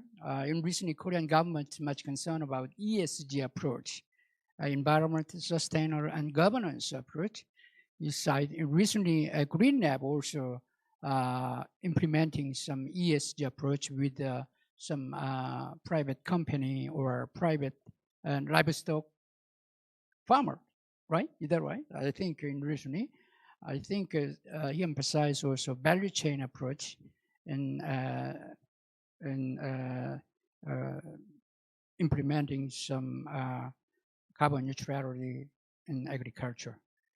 Okay, I think there is no specific question to speakers, but anyway, maybe your first question regarding to some UNDP, some platform, and some right for that? Yeah, thank you. Quickly, so I think since the adoption of the Kyoto Protocol back in 97-8, mechanisms like emission trading, CDM, joint implementation have not been fully utilized. I think that's my sort of honest assessment. But in the new phase of the Paris Agreement, I think opportunities are changing with the introduction of Article 6.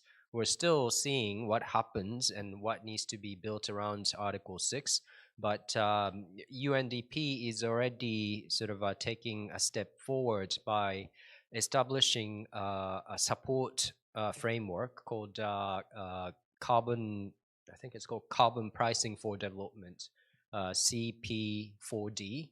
And basically this platform provides comprehensive support to developing countries who want to make use of new Article 6.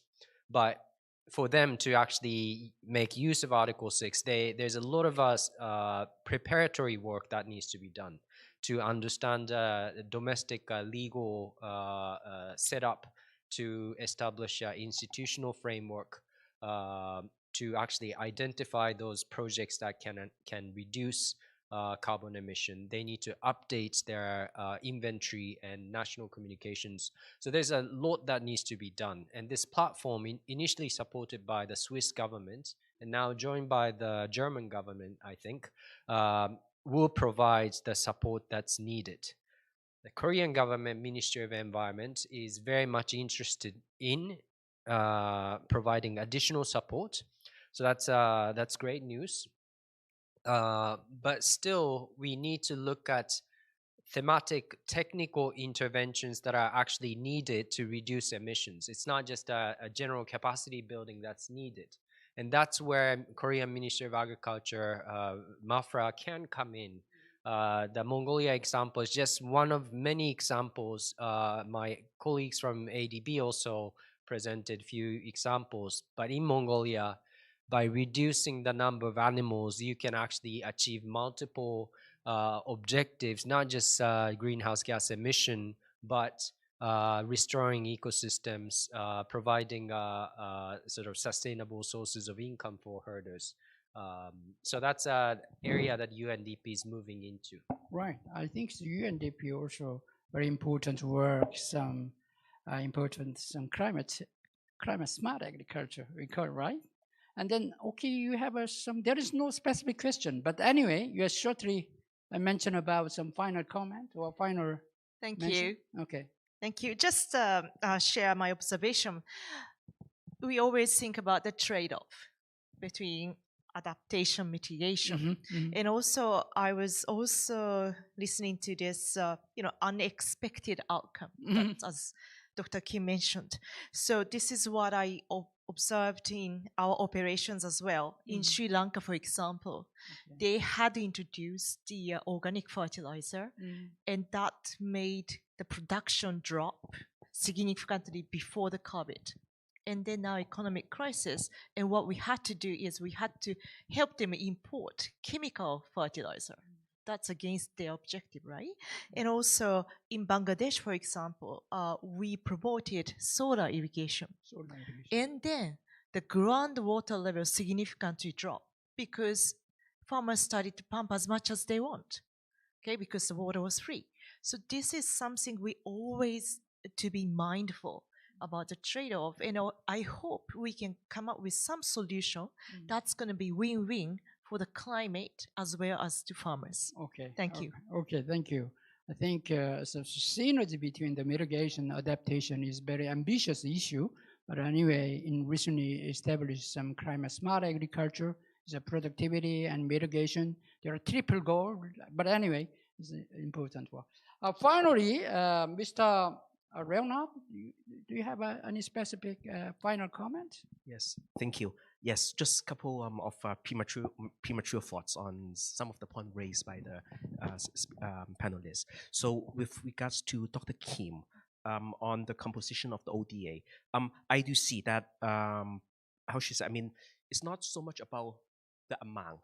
Sometimes it's about the form of support we can provide to them, because as how should I say, we, like either ADB or the Korean governments, are in a better positions to deal with the technical ministries in the recipient countries, put it this way. So a lot, like policy area to help, that we can help. I mean, it does not cost a lot money-wise, but it would be very useful, say in terms of reducing the business risk, the perceived business risk for the business private sectors, or even if climate insurance, right?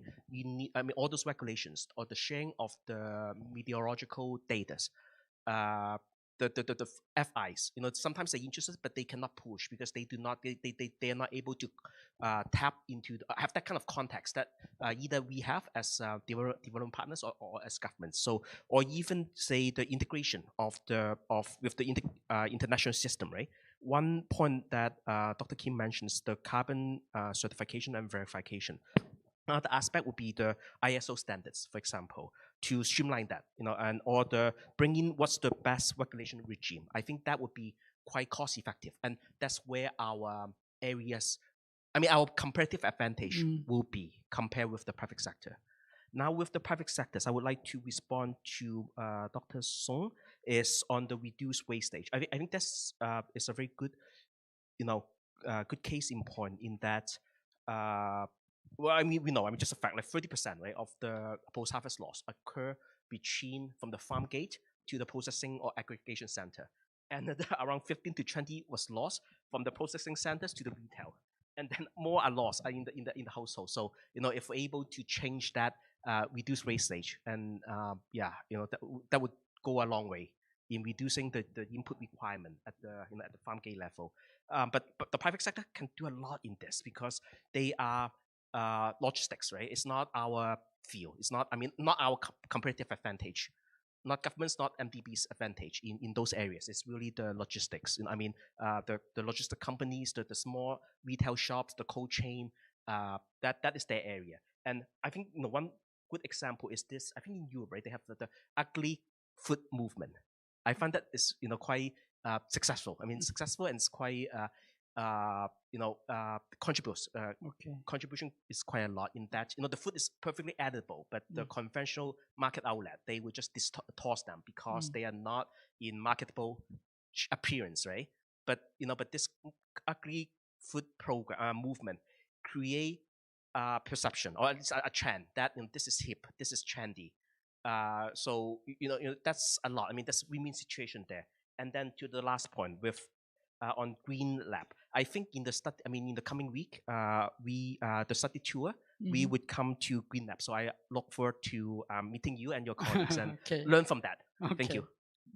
I think it's Green Lab initially kind of a data-driven agriculture is very important work.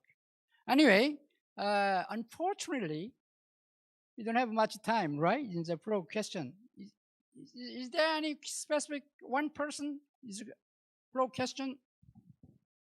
No question now.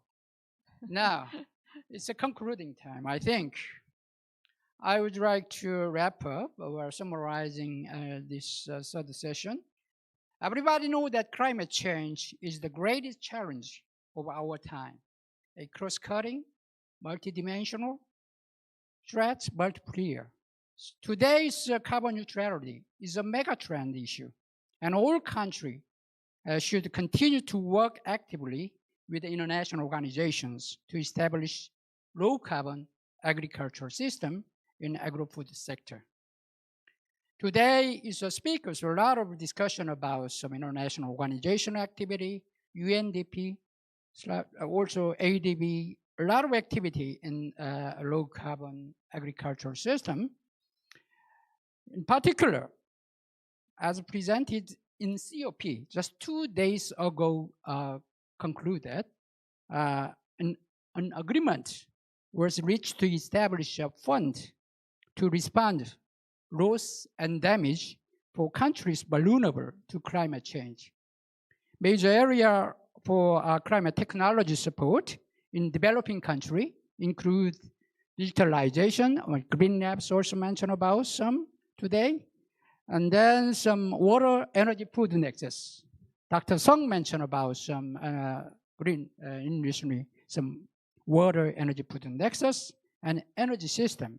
That's the kind of important area to implementing in COP27 in DMC country. We hope that more innovative and active approach will be developed and promoted in UNDP and ADB to realize carbon neutrality in the agricultural sector. Thank you very much to today's 3 speakers.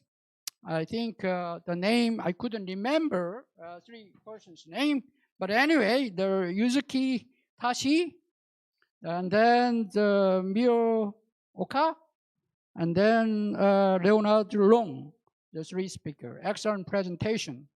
Also 3, 3 discussants, 3 panelists. Today's name, first one is Mr. Young-woo Kim. I remember his name. The second is Jae-woon Sung, is my colleague, my colleague, is an excellent researcher. The thirdly, Jang Joo-hee, head of Financial Business Planning Division on Green Labs. I really appreciate that 3 discussants and audience and online participants today for making success this symposium. I think, I hope this symposium is all rewarding and informative for us. I really appreciate excellent contribution, everybody. Thank you. Thank you. Thank you, everyone. Finally, he remembers everybody's name.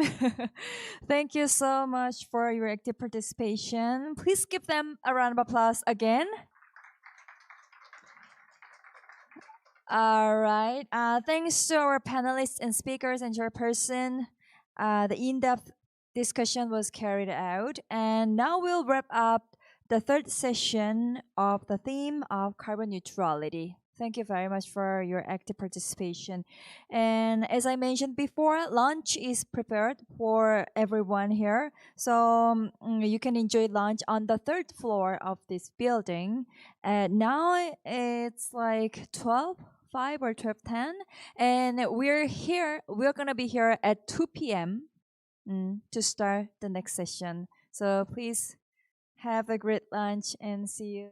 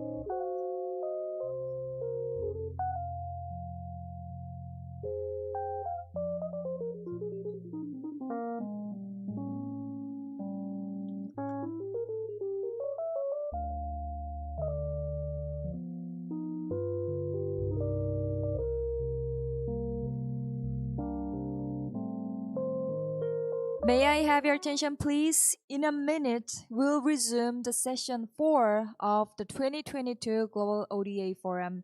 Please come inside the conference room and take your seats. In a minute, we'll resume the 4th session of this forum, so please come inside and be seated. All right, did you enjoy lunch? Good. How did you like the food? Great. Thank you. I enjoyed it too. Okay, this is the last session of the 2022 Global ODA Forum, and the main theme of this session is infectious disease. For the past 3 years, since the COVID-19 pandemic broke out, we've been faced with a lot of difficulties around the world. But now I believe that we have to work together to find a way to go forward and to create a breakthrough in this pandemic. And I'm pretty sure this forum will be the first step for us. All right, before we start the 4th session, we'll hear a keynote speech from Choi Dong-wee via video. He is the Director General of Food and Agriculture Organization. Let's take a look at the video. Excellencies, ladies and gentlemen, I'm pleased to address this key forum. We are now in the global transition to sustainable agri-food system transformation, which entails major improvement in the efficiency of resource use, in environmental protection, and in systems resilience.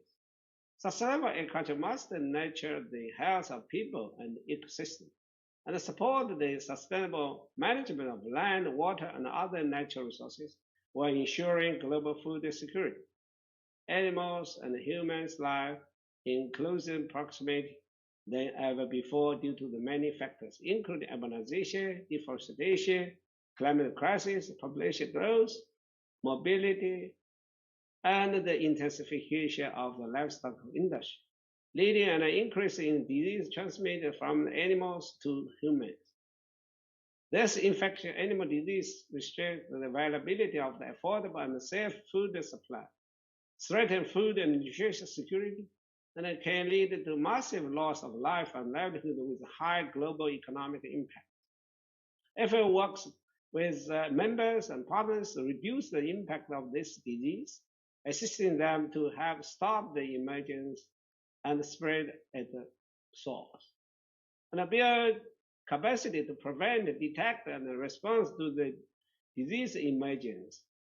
This also included facilitating access to a larger amount of relevant integrated data and information, such as the FAO Global Animal Disease Information System, that allows countries to conduct analytics and risk assessment to support the informed decision making. Safeguarding the health of the animals and preventing animal disease protect public health, animal sustainable production, food security and food supply, rural economy, and the environment. This in turn supports the transformation of a global agri-food system to be more efficient, more inclusive, more resilient, and more sustainable.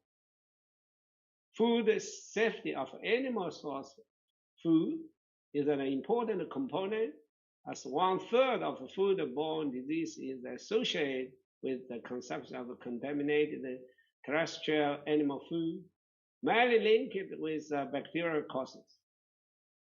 As food safety begins in the farm, animal health is fundamental to the food safety.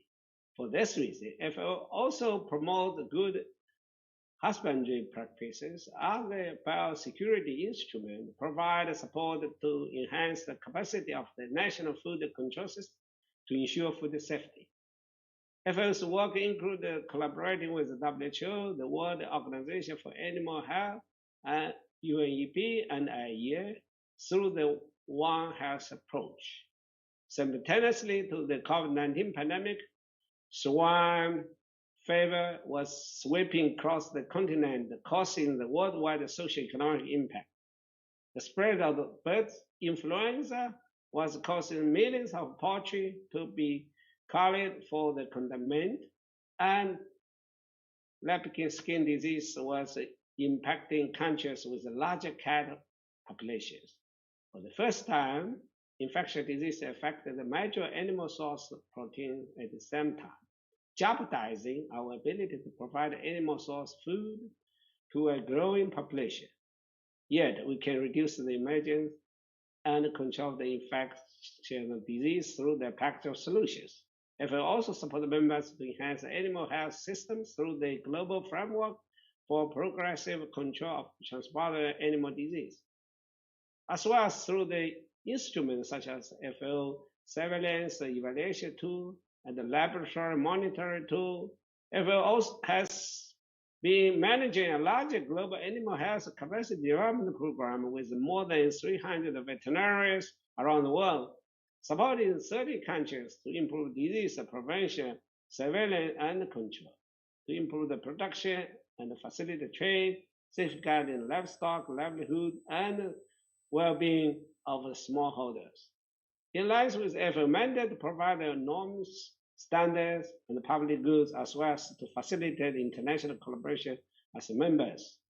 Particularly low and middle-income countries have the right capacity to implement those standards. At the COP27, FAO discussed sustainable livestock transformation as part of the climate solutions to balance the benefit of animal source food and the livelihood of livestock keepers. Working together, FAO is committed to continue collaborating with partners and farmers to achieve the four betters: better production, better nutrition, a better environment, a better life, leaving no one behind. I thank you.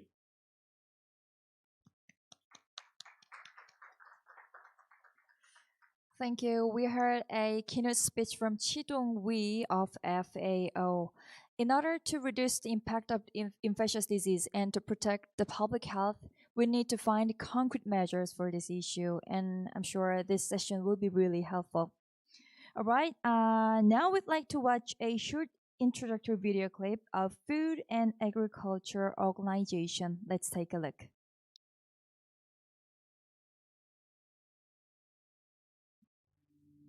Climate change has the greatest impact on agriculture and its dependent livelihoods. Extreme weather changes such as droughts, flood, heavy rain, and heat waves all cause significant production losses and negatively impact food security and nutrition, degrade ecosystems. Agriculture feeds the world and supports the livelihood for millions of people in rural areas. Food systems and supply chain, including production, processing, and distribution, all emit significant amounts of greenhouse gas. The agriculture sector accounted for approximately 31%, 17 billion tons of global greenhouse gas emissions as of 2019. Greenhouse gas emissions in the agricultural sector are driven by land use change, deforestation, unsustainable crop and livestock farming, as well as increasing food loss and waste.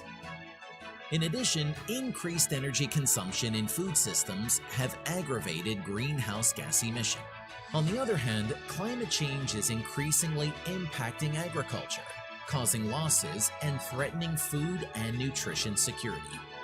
There are no one-size-fits-all solutions for countries to meet their climate ambition given the different context, economic dimension, and technological and financial gaps. But one thing in common that is critical: political commitment to combat climate change in agriculture and innovation, which will satisfy a growing demand for food under more significant resources contained by more efficient land and water use. reducing greenhouse gas emission, using alternative energy sources, restoring soils, and rehabilitating forests.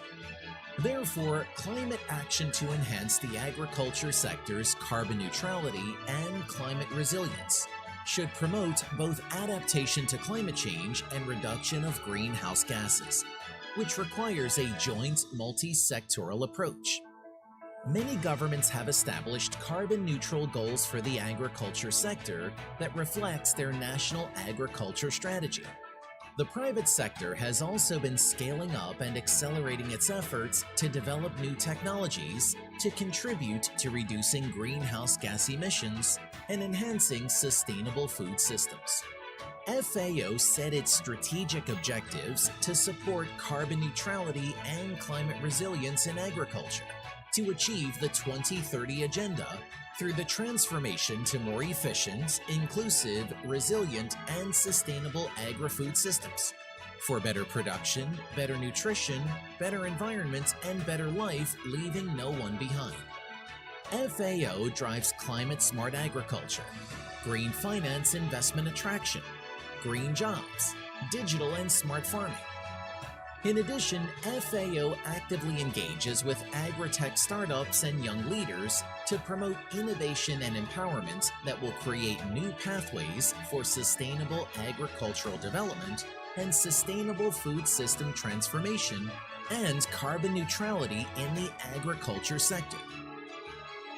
Let us work together to achieve carbon neutrality and climate resilience in the agriculture sector. Yeah, great. We could learn a little bit about FAO. All right, now it's time to introduce our presenters of this session under the theme of infectious disease. And first, we're going to invite Tanawa Tianxing, the Director of Animal Production and Health Division from FAO. And he's going to give a presentation on the impact of infectious disease on food security, food prices, and the supply chain, and FAO's response. And now he's ready online through Zoom. Hi! Hello, good morning. Good morning. From Rome, and also good afternoon in Seoul. Okay, could you share your slide? You're sharing your slide, I share right?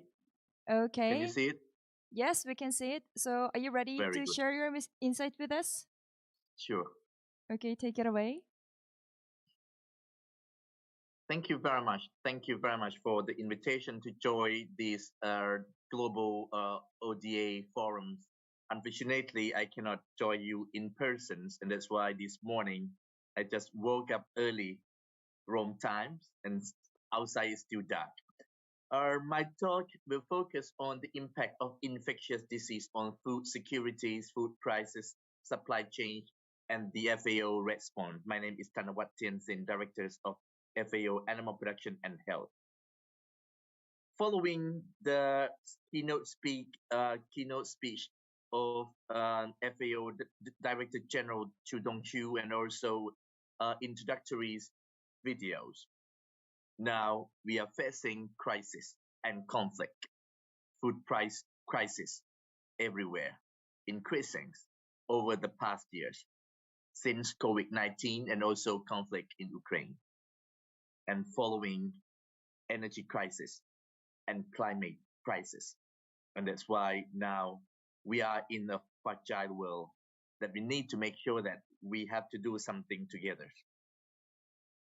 During the COVID-19 pandemic in 2019, 2021, you can see that we have a great big impact of the COVID-19 on agri-food system, on food securities. And that's why when FAO together with other partners estimated in the beginning of 2020, more than 135 million people face acute food insecurities. And also during that time, you can see a long queue, especially in Europe and some countries in Asia, when the food truck have to move from one country to other countries. At the borders, you will see a long queue of lorries and trucks because of others additional measures to prevent the spread of COVID-19.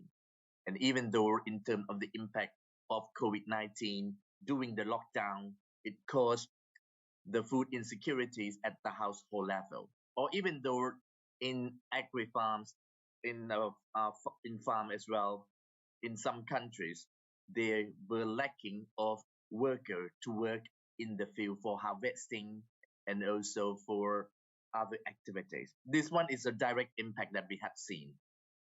And following COVID-19 and war in Ukraine, you can see that the hunger is increasing, and also the food price, because Ukraine and also Russian Federation is a major producer for sunflower seed, barley, wheat, maize, and also others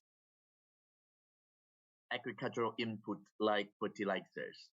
And that's why the price over the years is increasing everywhere, more than 30%. And that's why when you look at the price, you can see that the meat price, feed price, and food price are increasing everywhere, especially for the net importing countries have a big impact. Also for the countries that rely on importing products. FAO also did our projections to see in case of the situation it getting worse and worse, or have a severe scenarios. You can see that the green one and also the dark blue show the food insecurities in different countries in Africa, in Asia, South Asia, in Central Asia, and also some part in Latin America. And that's why this one we are really well aware. But in the meantime, when we are facing with other issues, but for animals, infectious disease, also you can see that Director General of FAO already mentions. Now there are several animal infectious disease outbreak everywhere. We start with African swine fevers, and you can see that African swine fevers, especially in Asia, I think most of the countries got infected, and also in Europe and Central Europe as well. Until now, I just went to have a meeting with the European Commission's last 2 months. Until now, we could not get the candidate or good candidate of African swine fever vaccine. And we still continue our effort with all the scientists around the world to make sure that vaccine, it can be another solution for control and prevention of African swine fevers. And you can see the impact of African swine fevers on pig productions globally, or especially in Asia, is very important, because 50% of pig populations is in China, almost 70% together in Asia. And also you can see that the population itself in China is about 1.3 and now perhaps 1.4 already. And even though for the human population now, just only last week, it's already reached 8 billion. And that's why the consumption of pork majors in Asia. And that's why the impact is enormous for African swine fever in Asia. And also you can see that the price of pork is increasing sharply during the outbreak of African swine fevers in China, in Vietnam, in Thailand, and also in other countries. And even though it took the price of others animal source food, chickens, others increasing at the same time. But also crisis having opportunities. But in the meantime, you can see that the volumes of export of pork from European Union or some other countries to China, to Asian market is increased sharply in 2019, in 2020. And this one, we can see that how it changed the supply chains and the food chain of pig or pork in the global market. But now, African swine fevers moved westward to America. And just last month that we detected the African swine fever in Dominican Republic and also Haiti in Caribbean. It's not far from Florida. It's not far from the US and also other countries like Mexico, Brazil, which actually the US is the largest pig industry. And that's why if outbreak occur in the mainland or in the continent, we are expecting is a big loss for pig industry. And FAO also immediately provided support to control the African swine fever in Caribbean, in Dominican Republic, and also in Haiti. And now we move to the other disease, contagious disease, highly pathogenic avian influenza that I think all the countries in Asia are familiar with since 2003, 2004, that we have the big outbreak of H5N1, highly pathogenic avian influenza across Asia and also some other countries in Europe as well. But now you can see that since 2020, avian influenza spread widely, more than 12,000 outbreaks around the world. You can see the map clearly. And now not only in Asia, Europe, Africa, or North America, but now it moved downward, south to Colombia, to Mexico, which actually is the first time there that have avian influenza outbreak in both countries. And you can see that everywhere in US. Right now, more than 50 million birds were killed for controlling of avian influenza in US. It's a big impact in terms of economic impact and also social impact in those countries. You can see that Asia is not only African swine fevers, it's not avian influenza, but recently lumpy skin disease that never happened before in this area. You can see that in mid-2019, lumpy skin disease reported in South Asia and moved to Southeast Asia, to China, Mongolia. And now just the early of this year, the outbreak of lumpy skin disease reported in Malaysia, in Indonesia, and also some others in Pakistan and Afghanistan. And you can see that it's a huge impact for cattle in these regions. And that's why FAO did a risk assessment in terms of the economic impact. Estimate more than $1.4 billion is the direct losses. But for other indirect losses is enormous. And that's why FAO, in terms of the response that FAO worked with our partners, with also with our member state to make sure that we can improve the early warning. And that's why every day, every week, FAO provided intelligence informations to inform our member state to our IMPRESS program to make sure that all the countries get information in advance. You can predict, you can prevent, you can protect your animals and also your countries.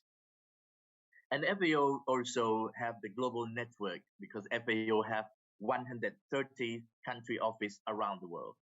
And also for emerging infectious diseases or transboundary animal diseases, FAO have emergency centers for transboundary animal disease in more than 35 countries with 350 veterinarians and experts working at the country level. You can see from the map. All the operations focus in Asia and also in Africa. Now we move to Central Asia and also Latin America to make sure that we can support our member state. And following after this presentation, my colleagues Dr. Kachin from the regional managers will give you more detail about the work of the FAO Emergency Center for Transboundary Animal Disease, how we work, how we collaborate with the member state, with our members to make sure that we can improve the animal productions, animal health of the members, to make sure that we can improve the capacities of veterinary service, animal health service, and also animal productions at the country level. And you can see that over the years, we provide a lot of support to make sure that the countries have a better laboratory support, have better capacities for laboratory diagnosis, disease control, disease surveillance, and that's why all the work that we provided to the countries will strengthen the capacities of veterinary service, animal health service, and also animal productions at the country level.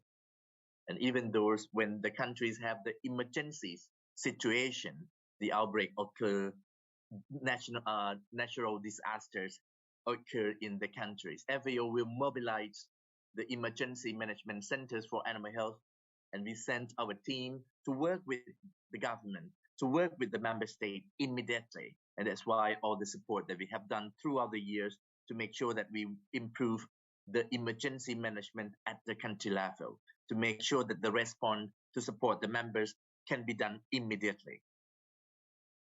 And even though some of you may not know that, FAO, together with IAEA, International Agency for Atomic Energy Agencies, we have the joint centers, which actually is a laboratory. It's the only international organization, the only UN agencies that have laboratory to support the member state. And also one of the laboratories that we have is the Animal Production and Health Laboratory, which actually you can see the building there. And also I just visited the laboratory, and also in another capacities, I'm now director interim of the FAO IAEA joint centers in Vienna, in another role that I'm working at the moment. And recently, the Director General of FAO, together with Director General of IAEA, just signed a new MOU to make sure that we will provide more support to our member state. And in terms of the transboundary animal disease, we're working in the global framework for the progressive controls for transboundary animal diseases, so-called GFTAD, between FAO and also the World Organization for Animal Health, and also together with the member state to make sure that we improve better capacities, improve a better work to control and prevent the disease. And also with the joint action plan on One Health, the 6th action track, to work with all other agencies, World Organization for Animal Health, World Health Organization, and UNEP, together with FAO. We will continue working together with the member state, with all other stakeholders to make sure that we can improve the capacities. And as Director General mentioned before about the COP27, which just happening, actually perhaps I think today is the last day. Yesterday is the last day of COP27 in Egypt, and I also was there. The issues on agri-food system, as you have learned from the videos, the climate change, the climate actions, and also in terms of greenhouse gas emission from agri-food system is very important. And that's why livestock sectors, agri-food sectors need to change the way that we work, the way that we produce, the way that we consume our food as well. And regarding the livestock sectors, we also initiated the Sustainable Livestock Transformation Initiative to make sure that livestock is a part of solution for agri-food system transformation for better production, better nutrition, better environment, and also the better life. And livestock and animal source food is a part of your food. It's a part of environment.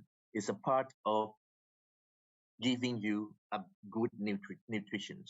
And that's why to make sure that we can work together, and Sustainable Livestock Transformation Initiative is building more sustainable efficient, inclusive, resilient for livestock sectors. And that's why we have to make sure that we're building the global positive balance narrative of sustainable livestock. We're bridging the livestock master plan at the country level together with investment plan that FAO will work with the member state closely.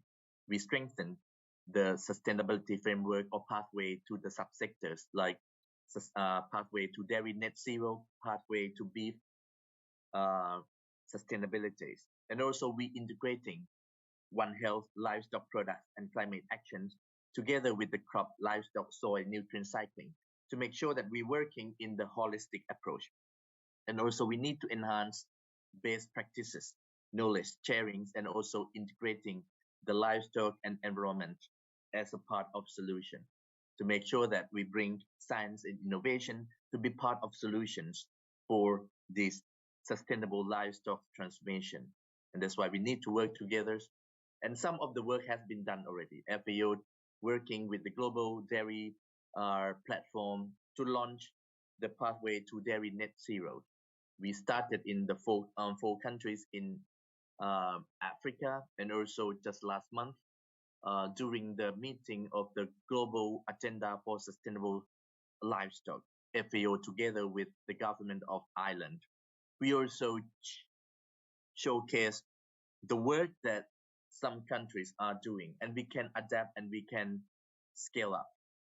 And even though in Thailand, where I'm from, all the livestock sectors, aquacultures, just signed the collaboration agreement to reduce the greenhouse gas emissions of the livestock supply chain in Thailand.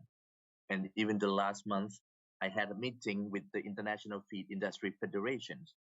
Feed sectors also need to go for sustainability frameworks of feed sectors. And that's why each sectors need to continue, and each sectors need to have the sustainability framework to have its own pathway for dairy net zero, pathway to sustainable beef production, pathway to sustainable poultry and egg production, sustainable feed and feed safety, and also the pathway to sustainable small-scale livestock farming system and pastoralism. Because we need different options. We need different solutions for different regions, different countries. And also we need to work in FAO. We work together as one. We work together as one team. We working together through One Health approach. And also for the livestock sector, we will work as a one livestock, as a one team to make sure that we go for sustainability. And that's why the objective of Sustainable Livestock Transformation Initiative to scale up and integrate the FAO work on animal production, animal health, biodiversity, environment, and climate action for our member state. We work with all of you who are attending because you are the representative of the countries.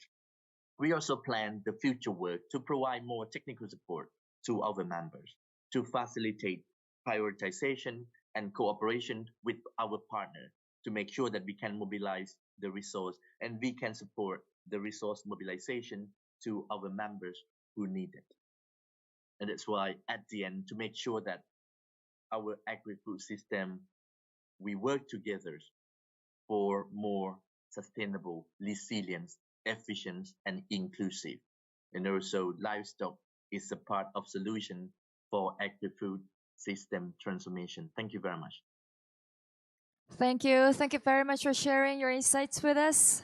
Thank you. Actually, we've been in trouble with a lot of infectious disease, just like COVID-19 so far. But there is a hope because the international society have made some achievements together, and it's time to go forward all together. All right, and now we're going to invite Kacheng Ongsata Porunchai, the Regional Manager, Emergency Center for Transboundary Animal Disease from FAO. And he's going to give a presentation on FAO and the Republic of Korea partnerships for ASF control in the region. Please welcome him with a big hand. Thank you very much. And also thank you for trying to pronounce my last name perfectly. That was great. That was good. That was good. And My name is Kashin. You don't need to try my last name. First name is Phai. In Thailand, normally when you call someone by first name, that's already formal enough. I'm quite lucky to be speaking right after Dr. Thanawat. Actually, he already set a very nice stage on FAO broad mandates around livestock, agriculture, and animal production and health. He also did mention about the program which I'm leading in the Asia and the Pacific region called the Emergency Center for Transboundary Animal Diseases, or ICTAD. So basically in this region, Asia and the Pacific, the ICTAD program employ around 150 animal health specialists throughout the regions. And that make us actually the international organizations with the largest animal health workforce on the ground. So we are basically the boots on the ground right now, implementing a lot of the policies that has been set by at the global level, and make sure that the actions are taken at the field and at the country level as well.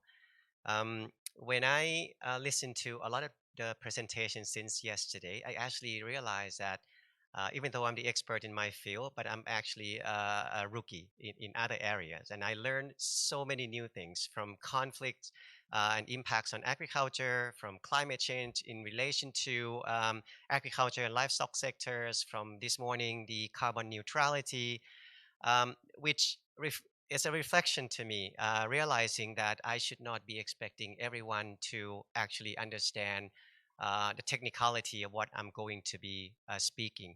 So I'm going to start from something very, very basics to make sure that everyone gets started off on the same ground. But before I start, I normally like to begin with the most important slide, which is actually people who are helping me putting together this slide. These are colleagues in my office back in Bangkok. I also have a privilege of having one of them sitting with me here in this room, Miss Yun-E Oh. I hope I pronounced your Korean name correctly now, Yun-E. And Yun-E is actually our regional coordinator that is the main focal point to coordinate all the ICTAD African swine fever program. And she's been also leading a lot of field activities as well. That was a picture of me in a pig farm, but colleagues from MAFRA, don't be alarmed. I'm not bringing any diseases to you. That picture was taken in 2017, so I'm pretty sure whatever I exposed to, it's already been 5 years. It should have been gone already. But my background is a veterinarian, so whenever I have the opportunities to encounter with animals or exposed to animals, I just can't help it, to help restraining them. Actually, in that picture, I didn't have to do that. I was just supervising field sample collections of pig farms. But I was so enthusiastic of changing my cloth into the sample collection gown, and then started to help my colleagues collecting pig samples. It was fun, but I lost one of my iPhone in a pig pile that day because I put it in my front pockets, and then when I bent down, it fell down and it cracked. And trust me, once your belongings fell down in those pig pens, you never want to pick them up again, especially your phone, when you still have to hold them close to your mouth and your ears. Anyway, start from the basics. African swine fever, what is it? You heard about African swine fever already from Dr. Thanawat. Basically, it's a viral disease, and all you need to know is that this is the disease that is very, very contagious. If a farm is infected, giving it time, it will eventually kill almost all the pigs in your farms. So putting that in farmers' shoes, okay, if you are a farmer and you have a pig farms, if you realize that one of your pig is infected with African swine fever, you are very hopeless. Eventually, if you don't do anything, all pigs in your farms are going to die. So that's how important this disease is. However, it's not infectious to human. It means that it's not like COVID-19, or it's not like bird flu. This disease cannot cause infection in human. Well, maybe you think that's a good thing, but it has tremendous impacts on your well-beings beyond just health. It has an impact on the foods that are on your plate that you are eating every day.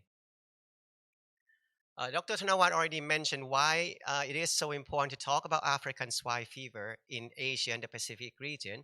If you look at this graph, it's the data collected from OECD, and I borrowed this slide from Dr. Dirk Pfeiffer in 2019. You would see that out of the 10 countries that consume the highest proportion of pigs. 3 countries are actually in Asia. So you have definitely China, right, that consumes pigs per person, which is now number 1. Number 2 now is actually not surprising. I think number 2 now is South. Well, it's Vietnam. Well, actually, Vietnam is number 1. I'm sorry. China is number 2, and Korea, the Republic of Korea, is actually number 3. So basically, the top 3 pig consumers of the world is actually here around our corner. But then when you look at production, that was consuming, right? When you look at production, Asia is also producing, as Dr. Thanawat mentioned, almost 60% of the entire global pig population. And once again, if you look at the chart, you will see that more than 50% of the pig production globally was in China. And then to a lesser extent, but still make it to the top 10, it was in Vietnam.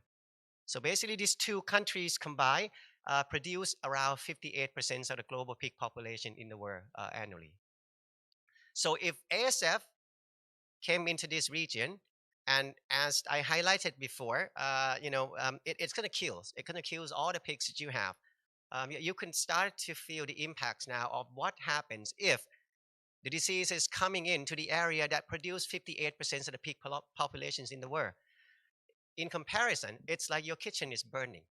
And then you start to wonder, then what's I'm gonna eat tomorrow if your kitchen is burning in fire right now.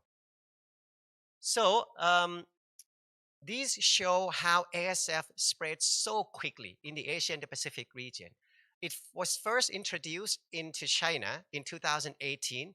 Within the first 6 months, it moved from China to Mongolia and to Vietnam. And within a year, it moves into 4 additional countries. A year from that, it moves to 8 additional countries, and by the end of 2019, you already have about 13 countries infected. And as of we speak today, we already have about 17 countries in Asia and the Pacific region that has already reported officially ASF.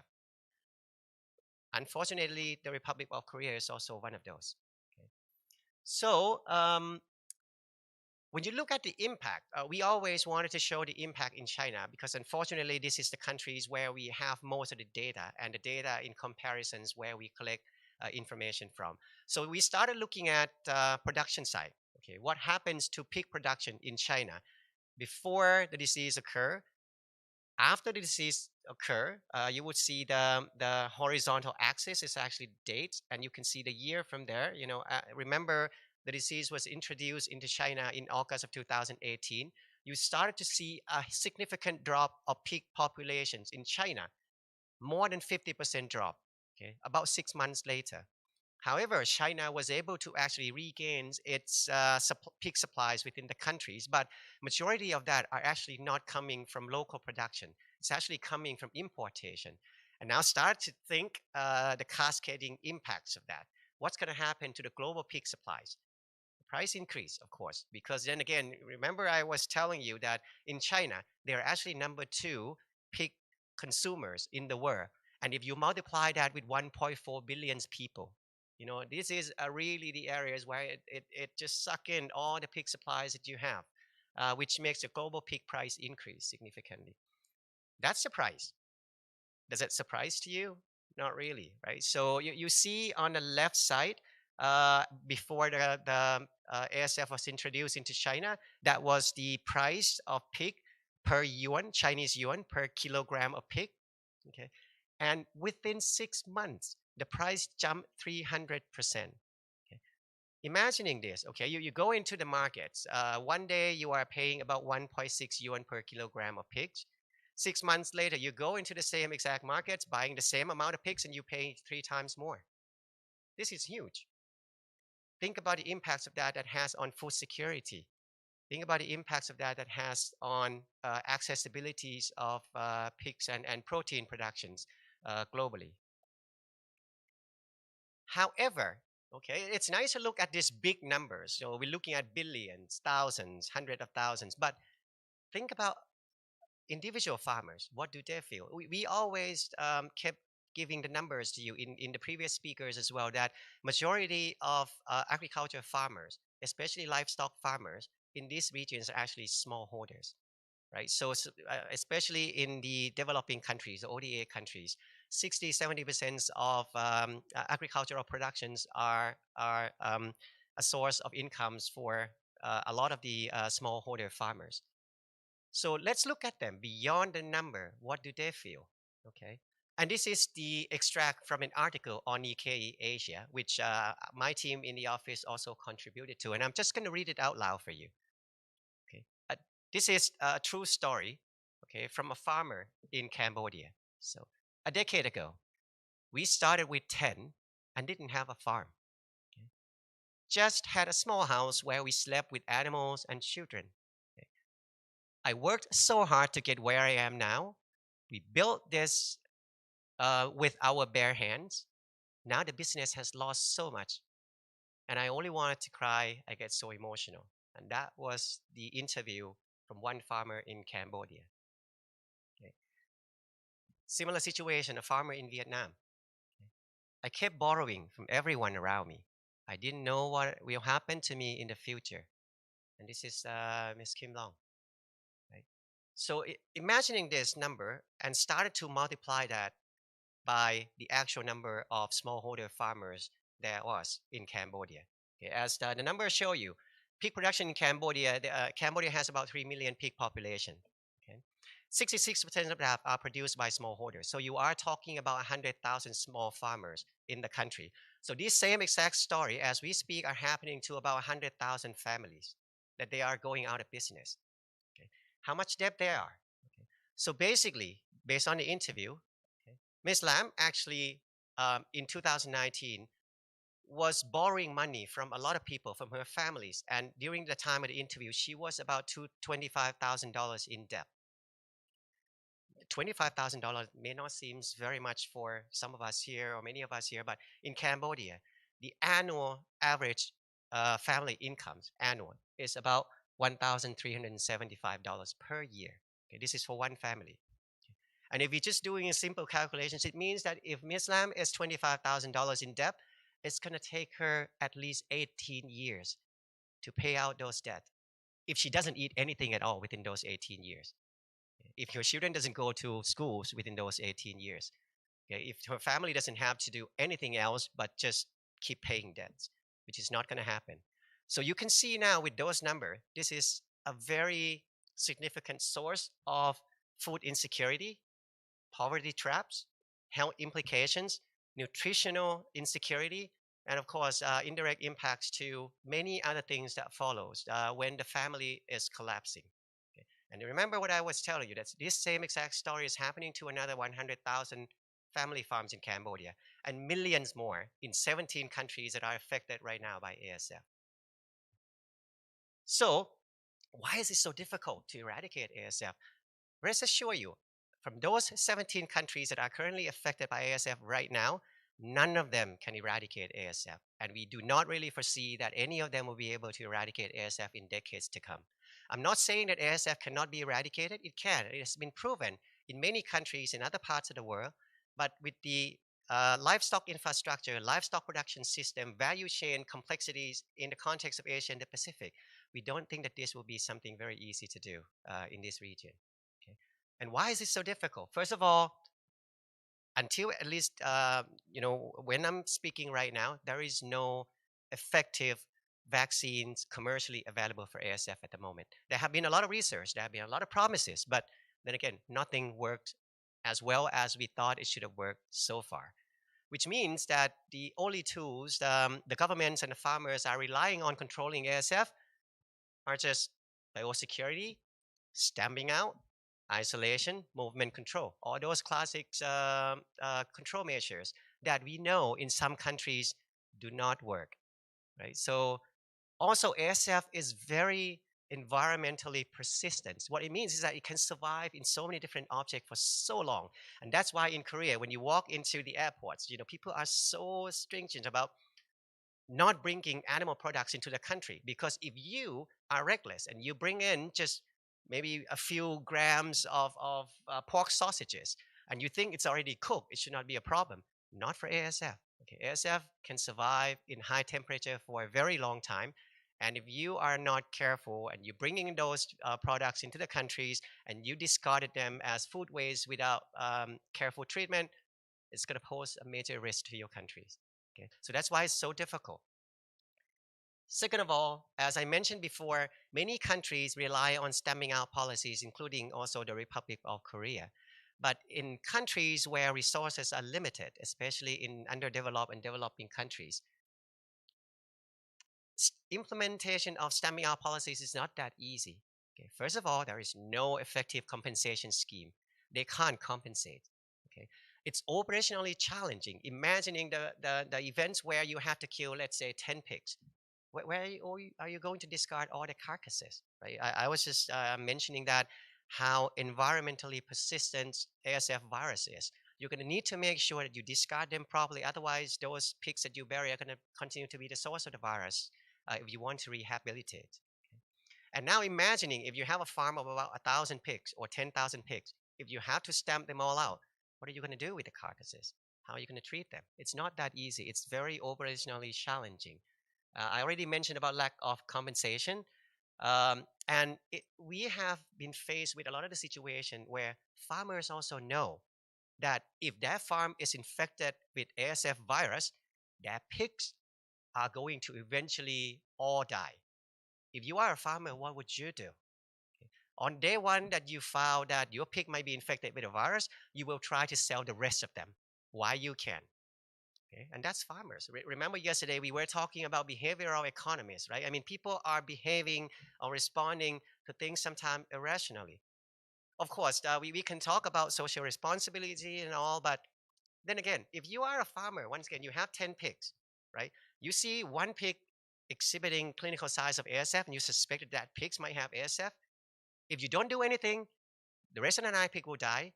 Okay? If you report it to the government will kill all the pigs without compensation. What choice do you have?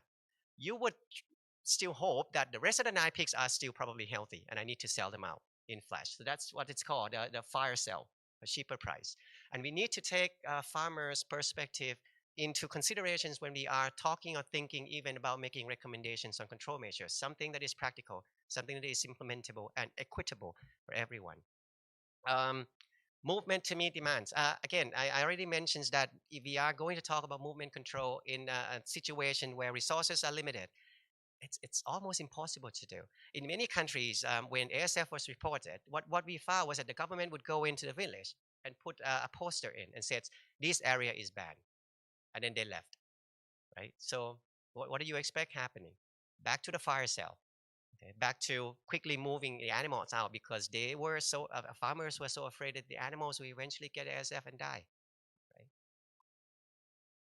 So we said farm biosecurity is critical, but it's not easy to do. Maybe a year ago, 2 years ago, if you started to search on the internet, looking at recommendations on farm biosecurity, you will see these beautiful, nice guidelines, booklets on farm biosecurity, but none of them are practical in a smallholder setting, especially in the Asia and Pacific regions. You could recommend the pig farms to have an evaporative cooling systems. That's not going to happen with farms with 10 pigs or even 100 pigs or 500 pigs because it requires investment.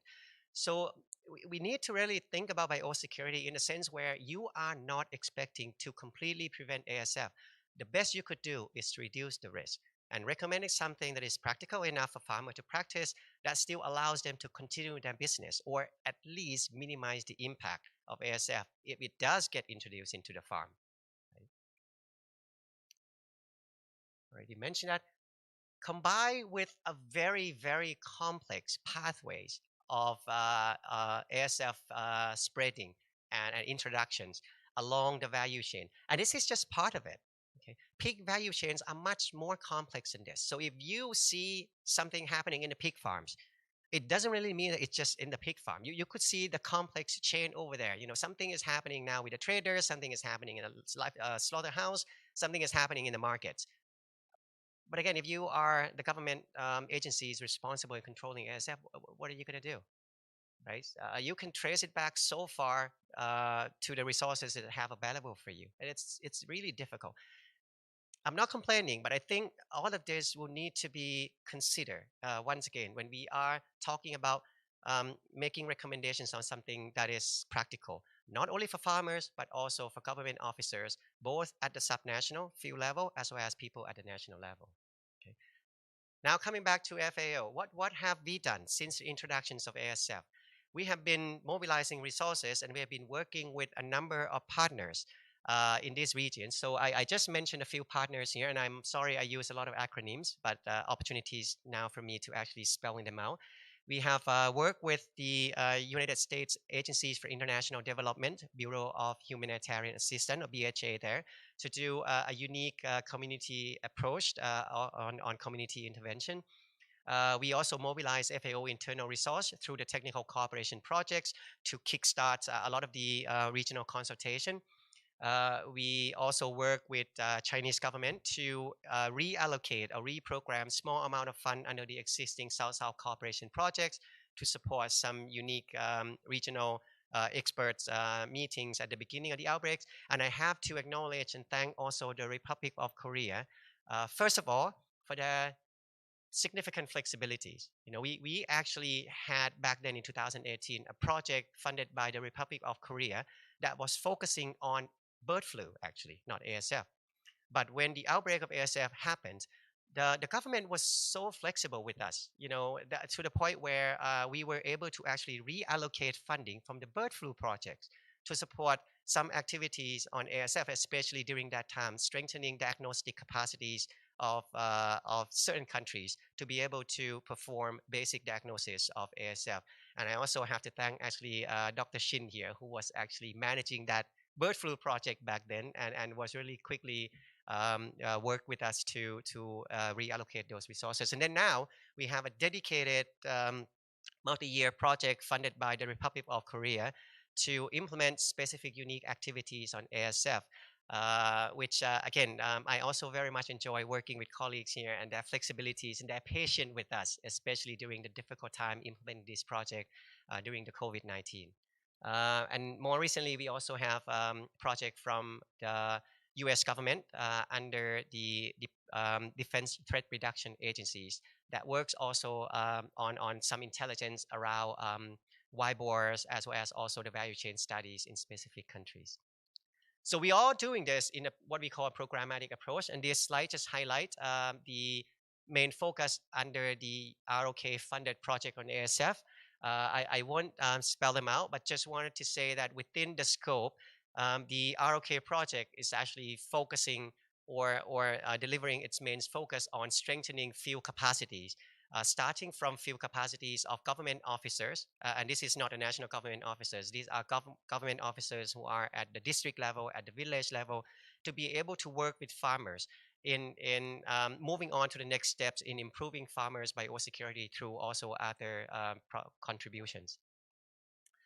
Just highlighting once again the programmatic approach. You know, sometimes different partners are keen in working with certain countries.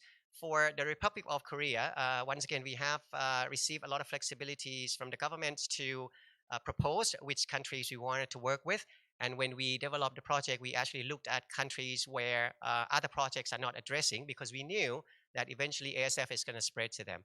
So as you can probably see here, there are some countries right now that only the ROK is currently supporting, such as the Indonesia. You might see there that Indonesia also received funding from maybe 2 other projects, but those projects have already ended. So right now, the project from ROK is the only project that currently supporting the government of Indonesia to respond to ASF now. Just highlight again another programmatic approach based on the regional collaborative framework that has been developed. Some very quick numbers, I won't mentioning them. I do have a few copies of the brochures that we have created. And I know that this slide will also be made available to everyone. So these are some just quick numbers of achievements so far. And these numbers are not going to stop here. It's going to keep growing and expanding. Okay. We also just recently released the 4 guidelines. And as I mentioned, these guidelines are really targeting smallholder farmers. So if you are interested, the QR codes is right there. And I think Uni also perhaps brought a few hard copies. We don't have a lot because it's carry a weight in her suitcase when she travel here. But we do have some of those copies, and you can also download them online. So I have a few last slides, which I wanted to stop talking about ASF now. I know that my talk was about ASF, but we're facing with ASF today. Just like in 2015 to 2018, when we were facing with bird flu and the ASF hit. So why we are concerned about ASF now? Some other diseases hit. You heard from Dr. Tanawat, we have LSD, we have HPAI. And let me show you this quick animation then. This is the situation of LSD. Okay. Does it look familiar to you? Does it look very much like the situation of ASF that I just showed you in the animations earlier? Exactly, right? So it's just happening at a slower speed, actually, not as quick as ASF, but it happens as the same thing. And if you overlay the maps between ASF outbreaks, countries reporting ASF outbreaks and country reporting LSD outbreaks, majority of them are actually the same. What does it tell you? And then if I show another slides on AI, look very similar. What does it tell you? It also tells you that, like I said, today we're dealing with ASF, we're dealing with LSD, we are dealing with bird flu. We can't stop this disease. It's very difficult. It's going to happen when it happens because of other drivers: climate change, agriculture transformations, food insecurities, global connectiveness, everything else. It's going to drive the disease to be happening more and more and spread quicker and quicker. That's why in FAO ICTAD programs, we're currently focusing very much on building these transferable skills of people to be able to respond better, to be able to address the diseases regardless of whether or not they're ASF, they're LSD. So we have this programmatic approach where we focus on strengthening workforce capacity. We're working on delivering risk interventions and risk mitigations in the field that is based on individual country situations. We're also combining that with a lot of the works now that we are entering into in terms of policy implementation to make sure that there is platforms that allow the policies to be formulated both through the top-down approach and bottom-up approach, as well as on supporting communities and field government agencies to implement them. And with that, I thank everyone very much for your time, and I hope you enjoy the presentation. Thank you. Thank you, Kashan. Now the pronunciation is correct, right? Thank you. Thanks to his presentation, we could learn how the partnership is important, and we could realize the necessity of cooperation. Still, challenges remain, but we have to work together. Okay, thank you. And now we're going to invite Fred Wunger, the regional representative for ILRI, East and South Asia, and ILRI's key programs to address infectious disease areas requiring international cooperation with the Republic of Korea is the theme of his presentation. Please welcome him with a big hand. Yeah, first of all, ILRI sounds always a bit complicated. You can simply call it ILRI, but now many people say ILRI. Thanks a lot for inviting us to have a chance to present at the 22 Global ODA Forum. Also, congratulate to the Minister of Agriculture, Food and Rural Affairs for this successful meeting. Dear chairperson, participants. I will talk about ILRI key programs to address infectious diseases and what are the areas for international collaboration. As you can see, this presentation has been done in a joint effort from myself, Hu Suk Lee, who is here today, and our people from the headquarters in Kenya, Edward Okot, Bernard Bett, and Hung Nguyen. You may remember him from the last ODA forum.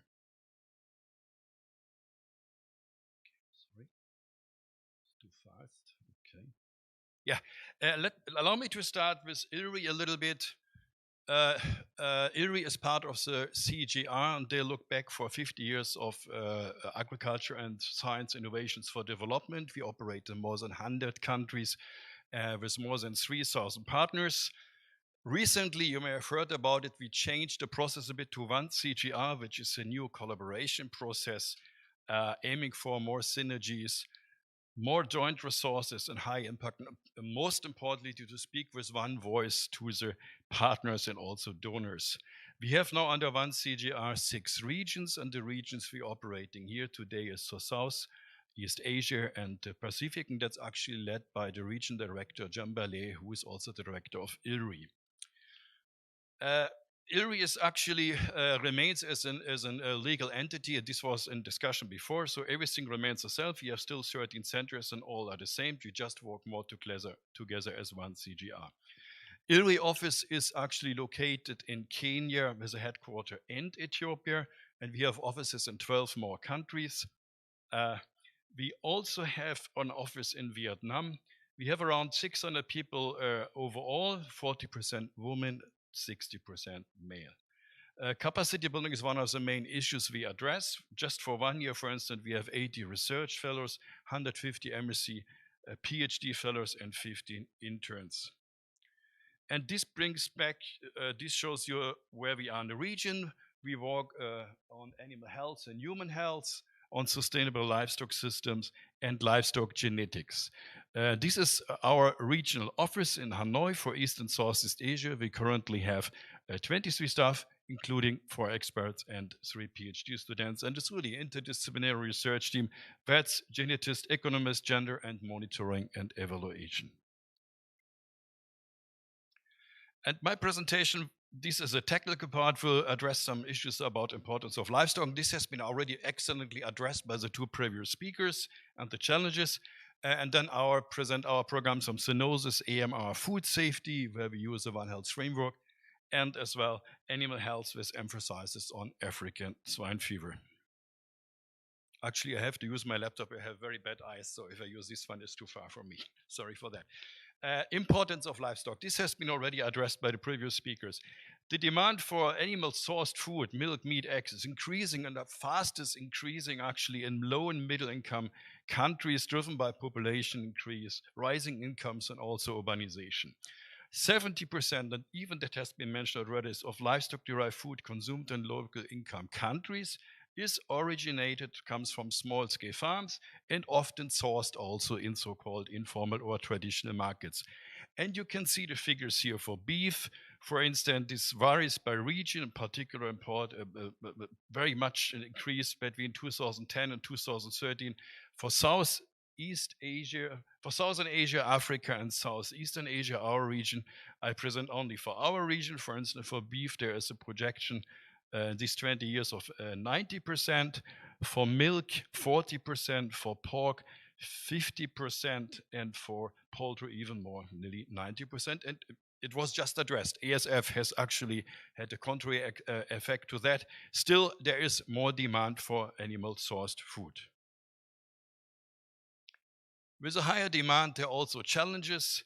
As we all know, 70 to 80% of human or re-emerging diseases in humans have an origin, a zoonotic origin, so they come from the livestock sector. There are a lot of examples have been already shown: HPI, COVID-19, SARS. The list is long and more will come, of course, so we need to address it.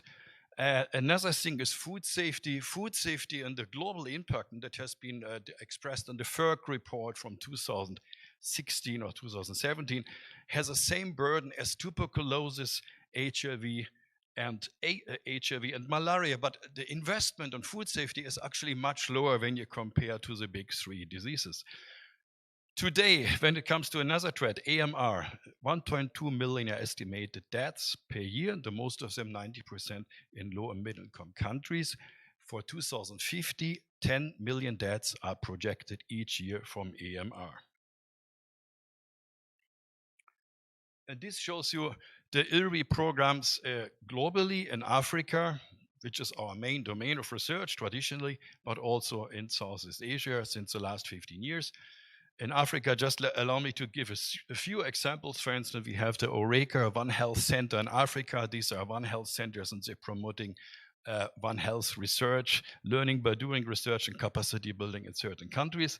We work on AMR under the Fleming Fund. We work also under the CGR One Health initiative. We have 32 initiatives worldwide, and one of them is on One Health in 6 African countries, and one here, actually here in the region, that is in Vietnam. For Southeast Asia, we work on vector-borne zoonotic diseases under the Mosquito Metropolitan Project in urban areas of Vietnam, funded by Sweden. There is a Safe Food, Fair Food project where we tested using a randomized control to design low-cost food safety solutions in traditional markets. There's a Safe Pork project, the same approach, but we use the baseline end line to improve traditional slaughter end markets. And the ICT for Health, I think I don't have to say much about it because my colleague Husukli, he will address more on that later on. This is a MAFRA funded project. We're very proud to have this funding from MAFRA and it using ICT tools to community-based surveillance in Vietnam. As said, the CGR One Health initiative, I mentioned it already, 7 countries, including Vietnam, the main areas is around pandemic threats, re-emerging viruses, endemic zoonosis, foodborne diseases, and antimicrobial resistance. Okay, this is a One Health initiative. Let me just see here the same. Yeah. It has 5 work packages. Again, zoonosis, where we work actually, you can see it here, in 2 areas of Vietnam, here, in northern Vietnam and southern Vietnam, we like to investigate human, animal, livestock interfaces for a better prediction of pandemic threats. There's a food safety work package where we actually expand our research we did in Cambodia and Vietnam. So we've scaled to 5 different provinces in Vietnam, 2 in the north, 1 in the center, 2 in the south. So this is really a scaling of these food safety solutions, low cost. I come back later to that. The next one is on AMR, where we actually try to test to leave out critical antibiotics in pig fattening and to see what's actually happened. Can they live without this, or can there be a more or less critical antibiotic used, or what about probiotics? This is aligned also with some environmental research on water pollution around foods, around slaughterhouses and markets where we work. And finally, last but not least, we work on economic aspects, governments, incentives. Of course, we have that was mentioned several times. We need incentives for behavior change. Without that, and we need a positive environment by the policymakers. Without that, things will fail. They will be not sustainable. And this is just to highlight a few results we have from our 10 years food safety research in Vietnam and Cambodia. You can see we work in Vietnam on traditional slaughterhouses and in markets. Investment is between $700 or $301,000 based on the size of the slaughterhouse. For retail, it's just $35. And these are 3 things: training, minor equipment, incentives, for instance, using a scoring system or an auction survey where consumers are involved to see, are they interested actually, are they understand the signal that this pork is safer, and they're willing to pay actually 20% more for safer pork. And then enabling environment, this could be the local authorities, the market manager, which needs to be involved to have again a sustainability aspect. For Cambodia, we did a different design, a large-scale randomized control trial. Same approach, a bit cheaper because things were cheaper there. Again, certification and posters for retailers. And we got actually more support in Cambodia from the market managers and from the local authorities than in Vietnam. So the effect finally was a bit stronger in terms of food safety improvements, but in both countries we got a significant food safety improvement. And you know, it's always said traditional markets cannot be safe. Actually, they can be made safer. We used also new approaches. We used, for instance, behavior nudges with the Royal Veterinary College. These were to support food safety interventions. Of course, there's a lot of training on risk communication. And aligned with that, how actually this research goes to impact food safety. Again, example, food safety. We had low-cost intervention and we make them work. And this was taken up actually by larger initiatives right now in Vietnam. 2 of them are huge initiatives by the Canadian government. Related impacts, for instance, are we have a food safety working group established in Vietnam related to World Bank initiatives in 2015. ILRI is co-hosting this working group, or ILRI is leading this working group. Before it was FAO, and that year before, years before the World Bank. These food safety working group members are also involved in the master plan development for the One Health Partnership in Vietnam, the UN Food System Summit. You know, food system need to involve. There's no food security without food safety, and the National Action Plan. We also contribute to that for food safety and transformation. And one thing was important, you can see on the right-hand side that is online available, a Vietnam Food Risk Management Report supported by the World Bank and by IRRI and other partners in Vietnam, published in 2017.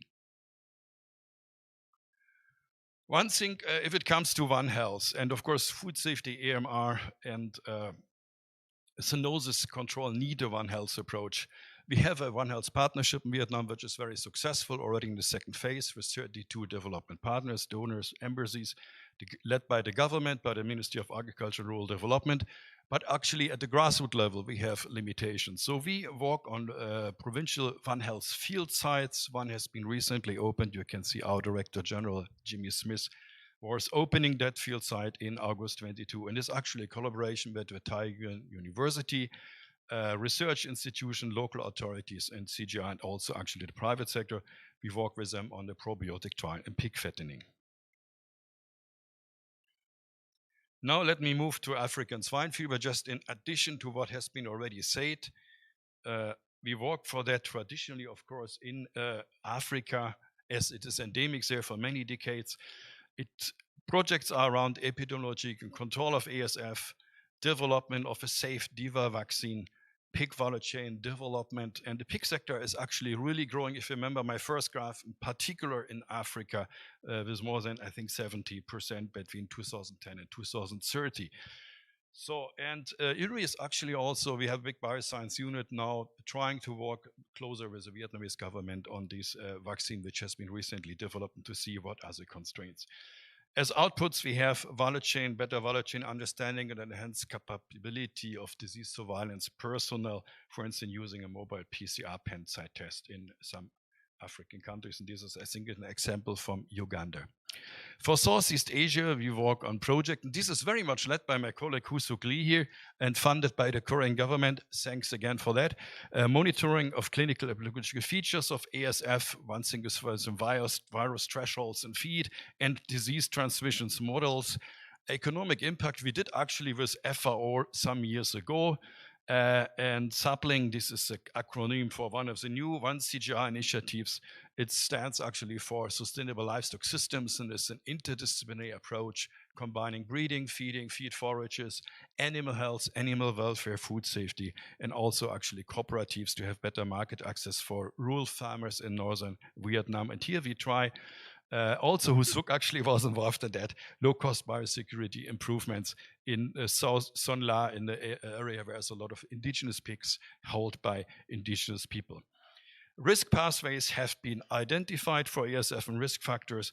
Recommendations and compensations has been also formulated. As I said before, we did it together with FAO and ACR funded. And we, of course, the state has been already mentioned what are the challenges. We found the same challenges. Compensation is simple, not well working because of the scope of the outbreaks. And in sapling, we have started with some demonstration farms, low-cost demonstration farms for a little bit better biosecurity. And these are the gaps. Availability and quality of diagnostic assays for ASF and other diseases. So far, no scalable ASF vaccine is on the market. It has been already mentioned that, and feasible low-cost interventions, which are actually suitable for small-scale farmers, are also still lacking. But there are some attempts and there are some progress has been made. And this brings us to the CGR cooperative advantage. So why you should work with us, why we think this is worthwhile. We are an interdisciplinary research team covering a wide range of expertise. The list is long here. I think we have almost all expertise at IRRI headquarters. Not all of that in the region, but we always can get resource person, for instance, on climate change issues if we need it also for the region. IRRI works through partners. We have a long partner network. We have a huge partner network. We have few people in Vietnam, so we need to work through partners. We are well connected, national, regional, but also international. We have active memorandum of understandings with more than 20 partners in Korea, for instance, with KT, AIDKR, and most promising, not most promising, but most upcoming tomorrow, we sign an MOU at CNU here in South Korea, where Hoo Suk we will visit the faculty and the university. And IRRI researchers are members in relevant expert panels and working groups, and IRRI and its partners, I would extend that, for instance, the WHO expert panel for traditional markets in Asian working groups, partnerships, and also something related to pandemic threats, wildlife alliances around the globe. I will continue a bit about the ILRI advantage here. ILRI is the only center working entirely on livestock systems. And we work, our research is done across centers under the new CGR initiatives. So for instance, addressing the whole food system issues. We have profound experience on research targeting small-scale farming system, but also traditional markets, traditional value chain. For that, we work over the recent years. And you see some examples here. For instance, this is a report from Eastern Africa on how make informal markets safer using a participatory risk assessment and epidemiology. We have One Health resource centers in Africa, but we have some also in Asia, for instance, Gajah Mada University in Indonesia. We have started to work on behavior nudges. I mentioned that already to support interventions. There's a women empowerment and livestock index developed at ILRI headquarters. We have our gender experts over there. One now we also employ in ILRI Hanoi.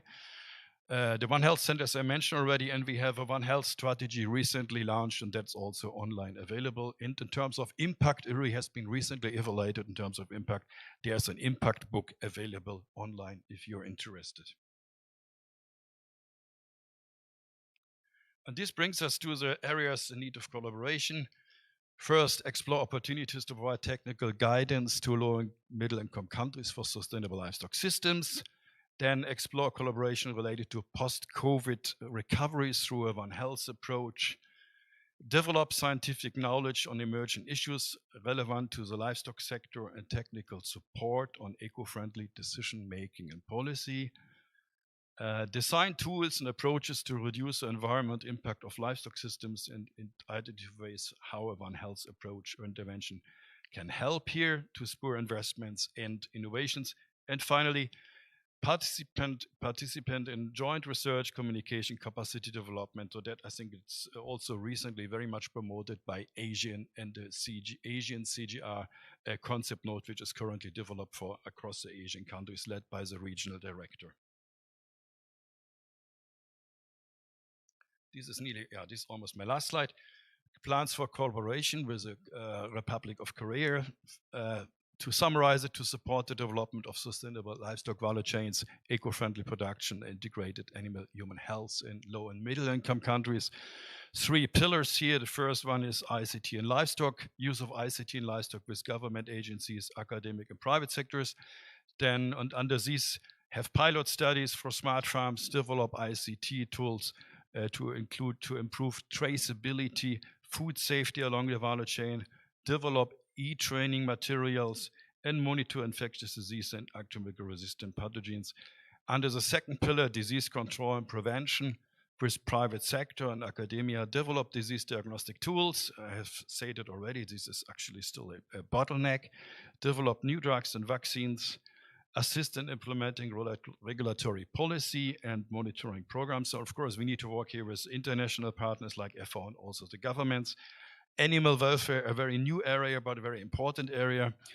And finally, last pillar, research and capacity building with academia institutions, joint research collaborations, joint appointments. That is something we have recently started to do. A lot of our researchers are now joint appointees. You may remember Delia Grace, Husukli is another one. Organize seminars, workshop, academic sessions. One Health resource centers, we have established them recently and successfully. And finally, coordinate long or short-term staff and student exchange. And that comes again back to a kind of joint appointments. Cross-cutting, I think we need to address gender equity, climate change issues, animal welfare, and of course, underlying theory of change need to be always developed. And we actually have quite experienced in that. And all our research requires a theory of change. This is my last slide, and that is the slide from our region. You see Husuk Lee again. He is still centered there very much when he was there. Now he is in Korea, but collaboration continues. Our director was last August in Vietnam to launch the new One Health initiatives. You can see a lot of partners here, increasingly also from the Republic of Korea. And where we're very happy, of course, and proud also to throw some private sector partners. We were a little bit weak in that in the past, but now we have at least, I can show 3 here, BioSpring from Vietnam, Green Feed, and of course, KD from Korea, where we have a memorandum of understanding to support the ICT for Health project. That's all from my side. Thank you very much. Thank you. Thank you very much for sharing your insights with us. As I mentioned, the livestock is the agricultural subsector which is directly related to infectious disease and public health. So international cooperation is certainly needed. Thank you very much for your impressive presentation. And now we're going to have a short break for like 5 minutes to set up the discussion session. So see you here in 5 minutes. Thank you.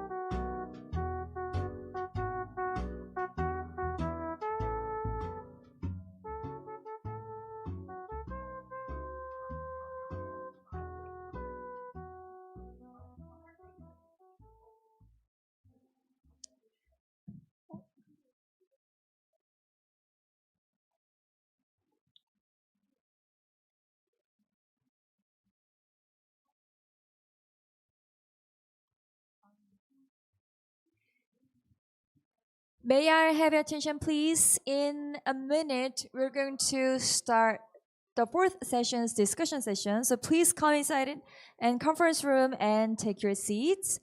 And our speakers, panelists, please come forward to the stage and take your seats. Thank you. In a minute, we'll resume the discussion session. Please come forward to the stage and take your seats.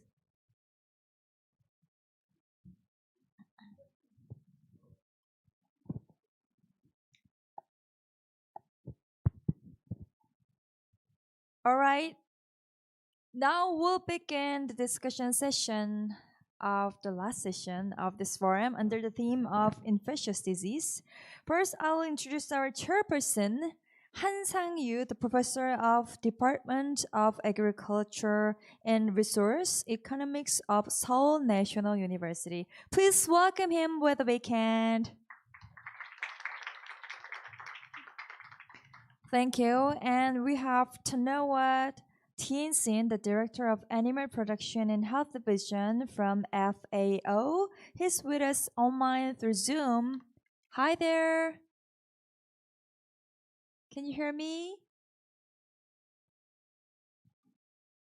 Hi, can you hear me? Okay, I hear you. Sorry.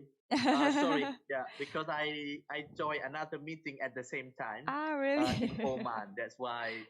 Sorry, I have two meetings at the same time to talk with colleagues in Oman, because tomorrow and the day after tomorrow, we will have the global high-level ministerial conference on antimicrobial resistance, and that's why they are a bit difficult to have a meeting, one in Oman and also one in Republic of Korea. But very nice to join your discussion this morning. Thank you. Thank you very much for your kind explanation, and thank you very much for joining us today. And we have Kashan, the Regional Manager, Emergency Center for Transboundary Animal Disease from FAO. Please welcome him with a big hand. Thank you. And we also have Fred Wunger, the Regional Representative for East and Southeast Asia of International Livestock Research Institute. Please welcome him with a big hand. Thank you. And we have Yeongyang Shin, New Foreign Disease Research Lab of Animal and Plant Quarantine Agency. Please welcome her with a big hand. Thank you. And we also have Yeonsu Oh, the Professor, College of Veterinary Medicine of Kangwon National University. Thank you very much for joining us. And we have Hoo-seok Lee, the Professor, College of Veterinary Medicine of Chungnam National University. Please welcome him with a big hand. Okay, now it's time to turn our attention to our chairperson. Thank you very much for the introduction of the three speakers and three panelists who will go to talk about this and give a discussion on the infectious disease in animals, especially in transboundary disease. This afternoon, we already discussed about transboundary animal disease, especially we focus on the African swine fever. This is how much important, how much get the impact on the food production and the food crisis, and then so on. So based on that things, so we're going to discuss Korean situation of this transboundary disease and then how we can prepare the things to cooperate with other international organizations. First, I think first to give a talk from my side to these Korean people. Professor Oh, can give first. Hello. Because of the limit of the time, so I prepared a little bit to talk what I thought so far about on this global issue on the animal diseases. So then I want to talk about the socio-economic aspects of the animal infectious disease crisis and the role of climate change in it. The animal diseases can have a devastating impact on the agribusiness sector. The farmers suffer the loss of their animals when they have to be culled. the supply chains become disrupted, both financial and emotional damage is done by animal diseases. The climate change is an inevitable and urgent issue. The impact of climate change on animal and human health is a highly topical concern, with extensive debates and speculations frequently forecasting the worst. The climate change threatens biodiversity, mainly the habitat loss, the natural disasters, the human-wildlife conflict, and species extinction, and escalates the risk of infectious disease outbreaks worldwide. The spread of infectious diseases has challenged ecologists to understand the host pathogen interactions and driving factors. Previous studies reported that human and animal pathogenic viruses such as West Nile virus, the herpes simplex, rabies, and chikungunya, the novel coronavirus infections like COVID-19 or SARS-CoV-2, Rift Valley fever virus, and African fever virus, and have emerged as a result of climate-induced changes in vegetation and human activities and a variety of contributory determinants. ASF, literally the most talked about worldwide, is also a re-emerging viral disease due to climate change along with other causes. Pathogenic diseases can be exacerbated by climate change, and bioclimatic indices are used to examine the risk of suffering from the heat stress.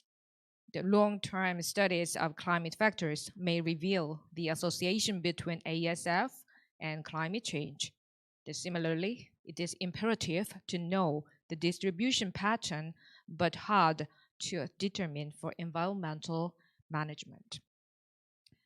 Actually, my group examined the current and future distribution of ASFV globally using Maxent model. We analyzed the ASFV in wild boar outbreak locations to fit the Maxent model with 10 bioclimatic variables. After removing 9 variables that created the collinearity problems and examine the possible impact of climate variables for 2050 and 2070 with multiple greenhouse gas concentration scenarios. The results showed climate changes are influencing the spread of ASF, and the future climate is favorable for ASF spread, only quantitative ratios are different. Based on the observed model with climate variables, the spread of wild disease ASF is directly associated with climate changes. Actually, it is publicated right before this month, October. It is published. The spread of wild disease, the ASF is directly associated with climate change. We write. There is no vaccine or treatment to eradicate ASF, so improving biosafety measures is currently the best option to prevent ASF. I do emphasize the importance of ASF control management in conjunction with climate change, mitigation of climate change, supporting the WHO Sustainability Goal 13, so-called climate action, is to be strictly implemented to control the risk of ASFV. The WHO and the OIE have recommended operational strategies for maintaining essential human and animal health services that must be assessed and reported. Our study could be a reference to global health concerns. I hope so. This is all I want to talk. Thanks for listening. Thank you very much, Professor O. Professor O emphasized the importance of the climate change to the outbreak of animal infectious disease, especially zoonotic disease. So since we got the pandemic of the COVID-19, we got to recognize how much important of animal infectious disease to human health, and also social economic impact. So we should think about how we can get work together is human health and animal health and environmental health together to overcome this crisis of the animal infectious disease. Thank you again. Next, Professor Lee, please. Good afternoon, everyone. And first of all, thank you for giving me an opportunity to talk about the infectious diseases. So I'd like to briefly introduce myself again. And my name is Lee Hoo-seok. I started my career with OIE. We now changed the name, World Organization for Animal Health, as a veteran epidemiologist. And since then, I moved to the ILI, as Fred mentioned, that the CGIAR, International Livestock Research Institute, based in Hanoi office as a veteran epidemiologist since 2015. And I recently moved to the Chungnam National University, the College of Veterinary Medicine, as a faculty member. Today I'd like to briefly talk about a bi-multilateral project which is recently funded by MAFRA. And so the main title is that actually the improving human health through sustainable value chains in human, animal, environmental interaction using ICT in Vietnam. And I'd like to briefly share the background of this project. So back 2018, actually before pandemic, I was invited by the ODA MAFRA in Seoul, and I had an opportunity to talk about the concept of this project and address the importance of One Health and how we can manage the zoonotic pathogens along the livestock value chain for sustainable development. In addition, I was talking about how ICT can support establishing surveillance in terms of surveillance system, traceability, and etc., and e-training as well. And through the discussion, and we actually MAFRA asked us to develop a full proposal, which was finally accepted by last year, and this project started. So that's the main background. And as you can see the title, we use a oneness approach. So main idea is that some of you may know about One Health, may not. So main idea is that the various experts are working together, such as human health, animal health, environment health, climate expert, microbiology, etc. They are working together, conducting research and produce more evidence, and those evidence findings should be translated into policy, so that would make an impact. So people would benefit from the research. That's the whole cycle of One Health. So that basically this project has 5 components. The first one is that we are going to establish One Health network in the community. So we are targeting 2 provinces, which are Hua Bin, close to Hanoi, the other one Lao Cai, which is close to the Chinese border. And basically we want to conduct disease prioritization. Main idea is that we invite the various experts in the community, as I mentioned, animal health expert and human expert, environment experts, and we try to prioritize important diseases by zoonotic pathogen and livestock diseases. And that's the component 1. The component 2, we are going to conduct active surveillance along the livestock value chain, and also we are going to develop risk assessment framework, and also we provide capacity building for diagnostic at institutional level or local diagnostic center.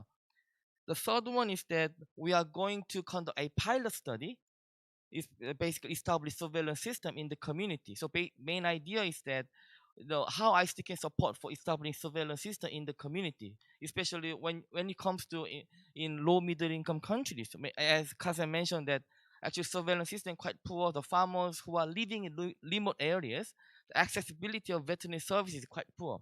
So how to make a connection, and so that farmer and local authority take action in a timely manner before disease spread. So that still we are discussing with the ICT company in South Korea which can develop mobile application. So the component 3, we are going to conduct pilot study in 2 provinces, and the component 4, and from component 1 to component 3, we would say that like producing more evidence, basically. And component 4, based on evidence, we are going to develop tools which might be helpful for policymakers. And then also we are going to conduct risk assessment in the community. And component 5, we are going to conduct a low-cost intervention. So basically, we will organize several trainings specifically targeting smallholders, animal health workers, local veterinarians in terms of biosecurity, livestock management, outbreak investigation, disease control and prevention, risk communication, etc. And in the meantime, you are going to establish a demonstration farm. Basically, the farmer who are willing to invest some money, small money in terms of renovating farms and vaccine, etc. So specifically, we are targeting more. And main idea is that this farm will be a model for other farmers. So these are the whole idea of these projects. Also, especially also we have some cross-cutting issue as well. So we are going to touch on especially the gender equity and climate change. Especially, we are going to evaluate association between climate change and infectious diseases. So basically, we are going to develop an early warning system, how they associate it. And lastly, we'll be touching on animal health, animal welfare issue, especially in Vietnam. When you go to the rural areas, especially animals are slaughtered at the backyard. So actually, it's very important to develop some guidelines for them. So these are the main components for these projects. Now, expected outcomes, so mainly, as you can see, the improved productivity, especially targeting for smallholders, and also that's linked to the improved income. And also, the other main idea is that using ICT, we try to, develop, as I mentioned, develop a pilot study that might be helpful for traceability and connection between provincial level and local farmer, etc. And also, lastly, effective waste management as well. So these are the main idea for this project. And I would like to wrap up, my talk. Thank you. Thank you very much, Professor Lee. Professor Lee introduced his new recent project, how to manage the animal infectious disease by application of ICT in Vietnam. Maybe it's a good idea to how we can control and then get the early warning system to control this animal infectious disease, especially transboundary disease. So next is Dr. Shin will give us some important discussion to this kind of area. Thank you very much, Dr. Yu. Today, I would like to address the importance of the regional vaccine bank for transboundary animal disease, such as LSD. And as an example, I would like to introduce the EU LSD vaccine bank. LSD is a WAH-listed disease, so it is obligatory for member states of WAH to report the LSD outbreak in their territory. LSD is a foxviral disease that causes significant impact in cattle and has great economic impact in cattle industry in Africa and Asia. LSD is mainly spread by blood-feeding insects, making it difficult to control. The clinical symptoms of LSD include fever, emaciation, and decrease in milk production, fertility problems, and generalized skin nodules which damage the hide. Here, you can see the typical example of the generalized skin nodule in LSD-infected cattle in the booklet circulated. Even though the morbidity of the LSD is not high, the economic losses are caused by various factors, including culling and trade restriction. You have already seen the current situation of the LSD worldwide. According to the outbreak map from WAH, most Asian countries have already experienced the LSD outbreak. LSD is no longer considered an exotic disease in Asia. There are many available methods for LSD control and prevention. Among the many methods, the early detection and vaccination are the most effective. For a disease like LSD, which spreads mainly by blood-feeding insects, vaccination is the only way to prevent the spread of the infection in affected area or newly affected area. As such, the vaccine must meet the quality control set by the relevant international government or concerned countries. When LSD was first reported in Greece and other countries in Europe in 2015 and in 2016, all affected countries quickly implemented the vaccination campaign. Since then, there was no further LSD outbreak in all affected countries where full vaccination coverage has been achieved. Vaccination against the LSD continued into 2020 in some countries, especially among EU members. Among the key challenges facing vaccination against LSD, procurement of reliable vaccine in a timely manner is the most difficult task. The EU responded to the outbreak of LSD in continental Europe in 2015 to 2016. Implementation of the LSD vaccine bank was one of the legal measures taken. Decision makers in the EU agreed that vaccination is the most effective option for reducing the spread of the LSD in the EU and in the Balkan region. The basic concept of the LSD vaccine bank is to support the initial stage of the LSD vaccination campaign before the competent authorities of the concerned country can initiate the national procurement of the LSD vaccine. If a country experiences a foreign exotic animal disease such as LSD, it would often not be easy to secure high-quality vaccines due to the foreignness of the disease or due to the lack of the experience in vaccine production and quality control. Vaccination is indispensable for some disease, particularly vector-borne disease, as it is almost impossible to control insect vectors 100%. The EU currently maintains the vaccine bank for foot and mouth disease, LSD, and classical swine fever, and is considering generating one for PPR, pasted putti ruminants, as well. Korean government has recently implemented the LSD vaccine, National LSD Vaccine Bank, but still I believe that regional vaccine bank on specific exotic transboundary animal disease such as LSD and PPR will be an essential component for disease control in early stage of the introduction. So now I would like to close my talk by proposing the relevant organization or concerned parties to consider or support the setting up the regional or sub-regional vaccine bank for specific transboundary animal disease. Thank you for your attention. Thank you very much, Dr. Shin.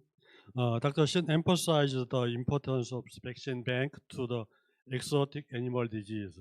As you know, that is lumpy skin disease, another important disease, and they get a lot of outbreak in Asian country. But our country doesn't get the outbreak yet.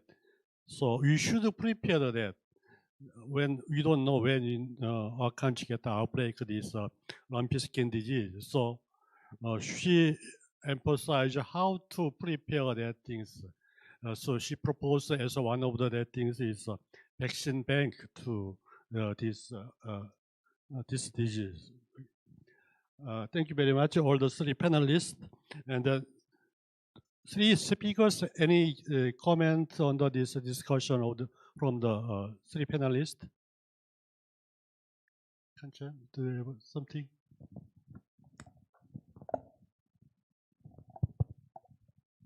Thank you very much, Dr. Yu. It was very interesting to hear remarks from our Korean colleagues from completely diverse perspective, from climate change, from ICT and regional vaccine banks, for which I don't even know how I could combine my responses of feedbacks. Maybe I'll go one by one, if you would allow me, and also share my own view as well. I think Dr. Oh remarks on climate change and its implications to infectious diseases is actually very, very well noted, basically because climate change has already been proven scientifically that it has positive, negative implications to many infectious diseases, not just livestock, also human. I think what was interesting from Dr. Oh's remark was the relationship between climate change and ASF, which is not actually very well studied. Well, I think in the context of Asia and the Pacific, perhaps it's because the outbreaks of ASF in wild boar species are not actually very well established in Asia. I think in ROK it might be a bit different because in ROK you are actually concerned about ASF circulation in wild boars, but in other countries it's not really the case. But it should not limiting our perspectives in trying to look at similar possibilities in other countries too. So I think there are opportunities now also to look at the association between climate change and also perhaps even the wild boar species affected in other countries too. For example, we have similar situation in Indonesia and also to lesser extent in Vietnam. So it would be very interesting to look at. I was also thinking that perhaps another good example on the implication of climate change to infectious diseases would be just exactly the example that Dr. Shin just gave LSD, because LSD is actually, the spread of LSD involves insects, where, as we know, insect species are basically climate sensitive, where, their distributions, which link also to the spread of diseases, linked directly to climate change. And that would be something very interesting to look at, but hopefully not in Korea, knocking on the wood. And then again, Dr. Lee, about ICT, I think perhaps you are choosing the right countries, because as we all know, Vietnam is very ICT sensitive country. I mean, they love technologies. They like all of these ideas. I think we should not perhaps be limiting our opportunities on ICT to only surveillance, because if we do that, then it would actually limiting the positive effect of actually doing good surveillance, because we are not doing surveillance just doing surveillance. We are doing surveillance to better our responses. So then that angles of components where, if we do surveillance and we can detect diseases early, what's going to happen next? And I think in terms of responses, that's where the linkages between operational research and government normative functions would be very, very important. But again, Vietnam with the decentralized government, I think when you select provinces, I'm pretty sure that you have already considered all of this in mind and also engaged with the local government as well. Another thing about ICT is perhaps thinking about incentive to report. Again, the major impediments to surveillance these days are not actually technologies for us. It's actually the willingness of farmers to report the disease, regardless of what mechanisms they do. So I hope that the project would also consider looking at, not just technologies of reporting, but what would incentivize farmers to actually come out and report the disease if they find it. And Dr. Shin, totally support you on regional vaccine bank. I just had recent experience in the FMD outbreaks in Indonesia. For those of you who don't know Indonesia, Indonesia has been free for FMD for 30 years. Okay, and Indonesia is a very big country. It's probably the countries with the largest number of cattle in Southeast Asia. And just middle of this year, FMD was introduced in Indonesia, causing huge panic. We got engaged in trying to help the government of Indonesia to procure vaccines. They have money, they have everything, but they just can't get a hold of vaccine because, as Dr. Shin mentioned, vaccine production takes time, procurement takes time. Production alone would take 2 months, okay? And then combining it with government procurement, it's going to take you at least 4 to 5 months to actually get the first batch of vaccine arriving in the country. And with a country like Indonesia, where you have 17 million cattle and you get FMD introduced, you can't wait 4 to 5 months. So the government was struggling in getting vaccines. We had FMD vaccine bank established by OIE between 2009 to 2014, but then after 2014, it's gone. So we were able to actually assist Indonesia in mobilizing 30,000 doses of vaccines within a month time. But that 30,000 of doses compared to 17 million cattle you have in the country is basically nothing. But it would expedite the process quite significantly if regional vaccine banks is being established. But once again, similar to ICT, I think the idea of vaccine bank is not to subsidize vaccinations in a country indefinitely. It's not. It's just to provide this immediate emergency procurements of vaccine for a very short period of time, which then again, the question is what's going to happen next, after the initial shots of vaccine banks? Do countries actually have enough capacities and resources to maintain, sustain, continuing vaccinations? That's one. Second, if you can vaccinate quick enough, then vaccine bank concept work because again, the idea is to be able to contain the disease as soon as it arrives at the country. So hopefully it won't spread anywhere else. But if the country capacities are not there, and it takes on average about 3 months for any country to report the first incursion of the disease, vaccine bank is not going to help because by the time you start to mobilize the vaccines bank, disease spread to all the areas within the countries. So I guess while the idea of regional vaccine bank is very important and I completely supported it, but we should not also forget that there are other aspects of disease controls that are also equally important and perhaps even determine the success of the vaccine bank concept itself. So just my reflection. Thank you, Dr. Thank you very much for your valuable comments on our discussion. Dr. Unga, do you have something? Very short. I totally agree. Of course, what has been said, there's not much to add. Let's say ASF and climate change, I would widen the scope. Any kind of animal disease, even food safety and climate change need more research, need to be better understood. If you control these aspects or understand these aspects better, we will have also a better chance to early detect and to respond to that. So just widen the scope, not just related to, but I think that's clear for all of us. Related to ICT for health, I totally agree. And maybe one thing would be good to, there are solutions in the region. There are probably solutions in Africa, also early. There are South-South exchange. I totally agree on the detection is good, but early response is even more important. The PDSR, the participatory disease surveillance system, I think there's a lot of solutions around. We need just to build up on that, just as a comment. And yes, of course, vaccine bank is good for early response.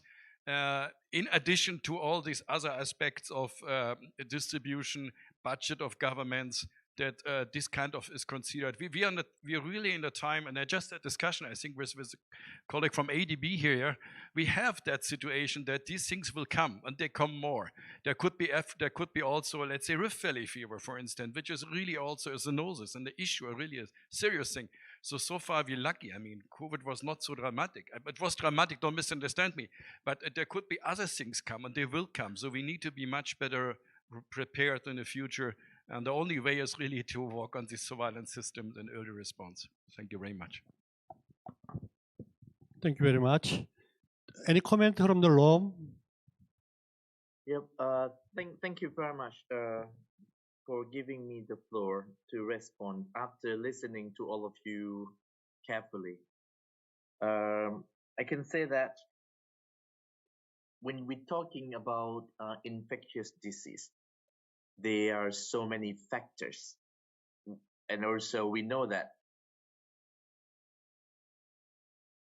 some of actions that we have made in the past and worked in the past, but did not work for today.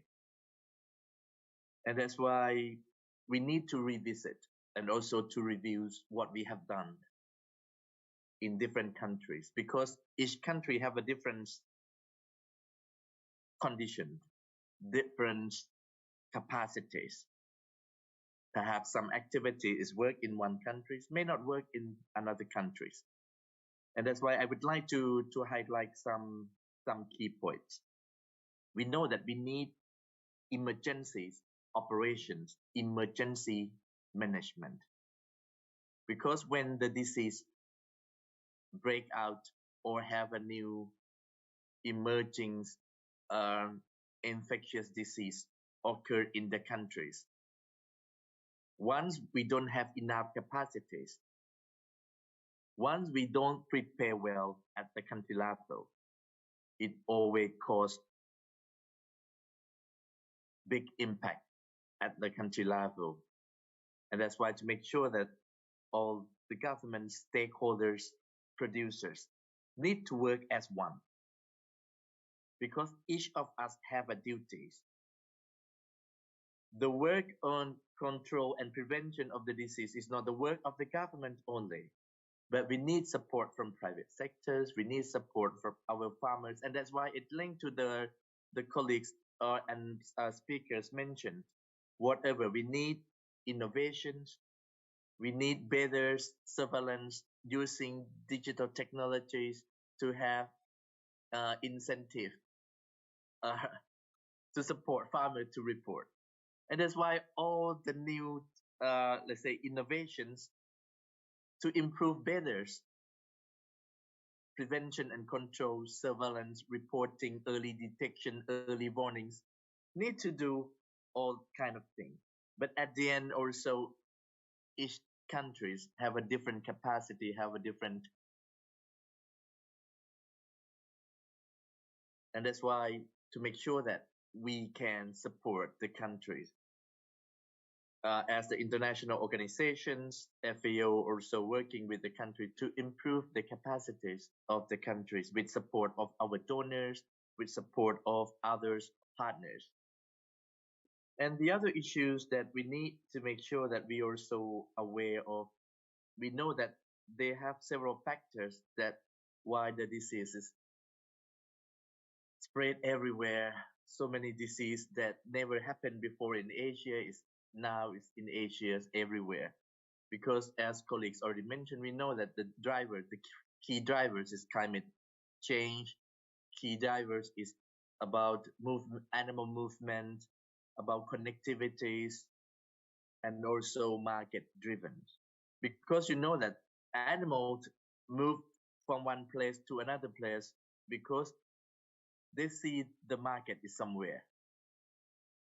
And that's why the way of we are thinking of the disease control need to change to understand the way that not only animal movement, because we know that live animal will move from one place to another place, but how we can improve these kind of trading patterns, and also along the value chain, how we can put the measures.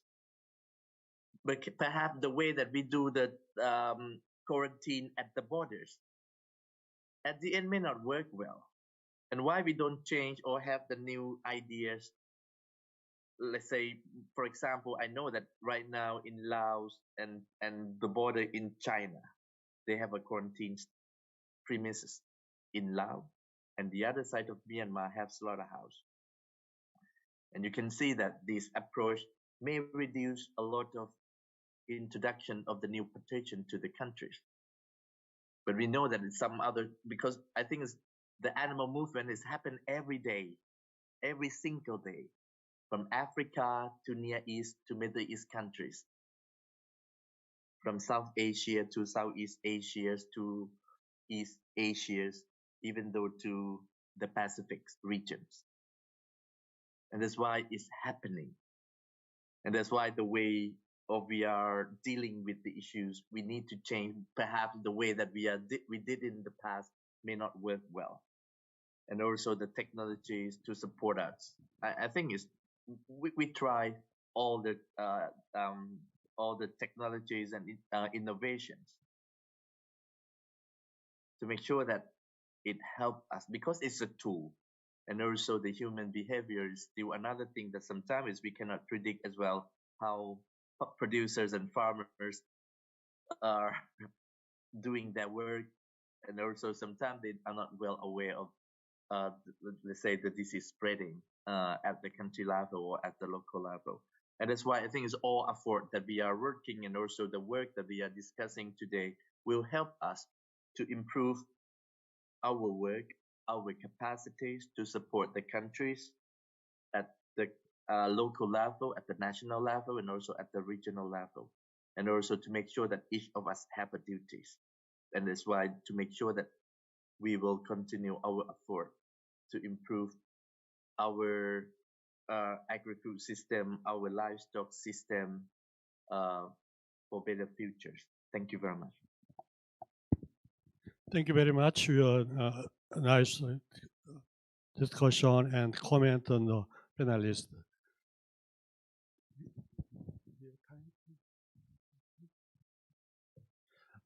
Or maybe there's any comment or some discussion on this presentation or discussion from the panelists from the floor.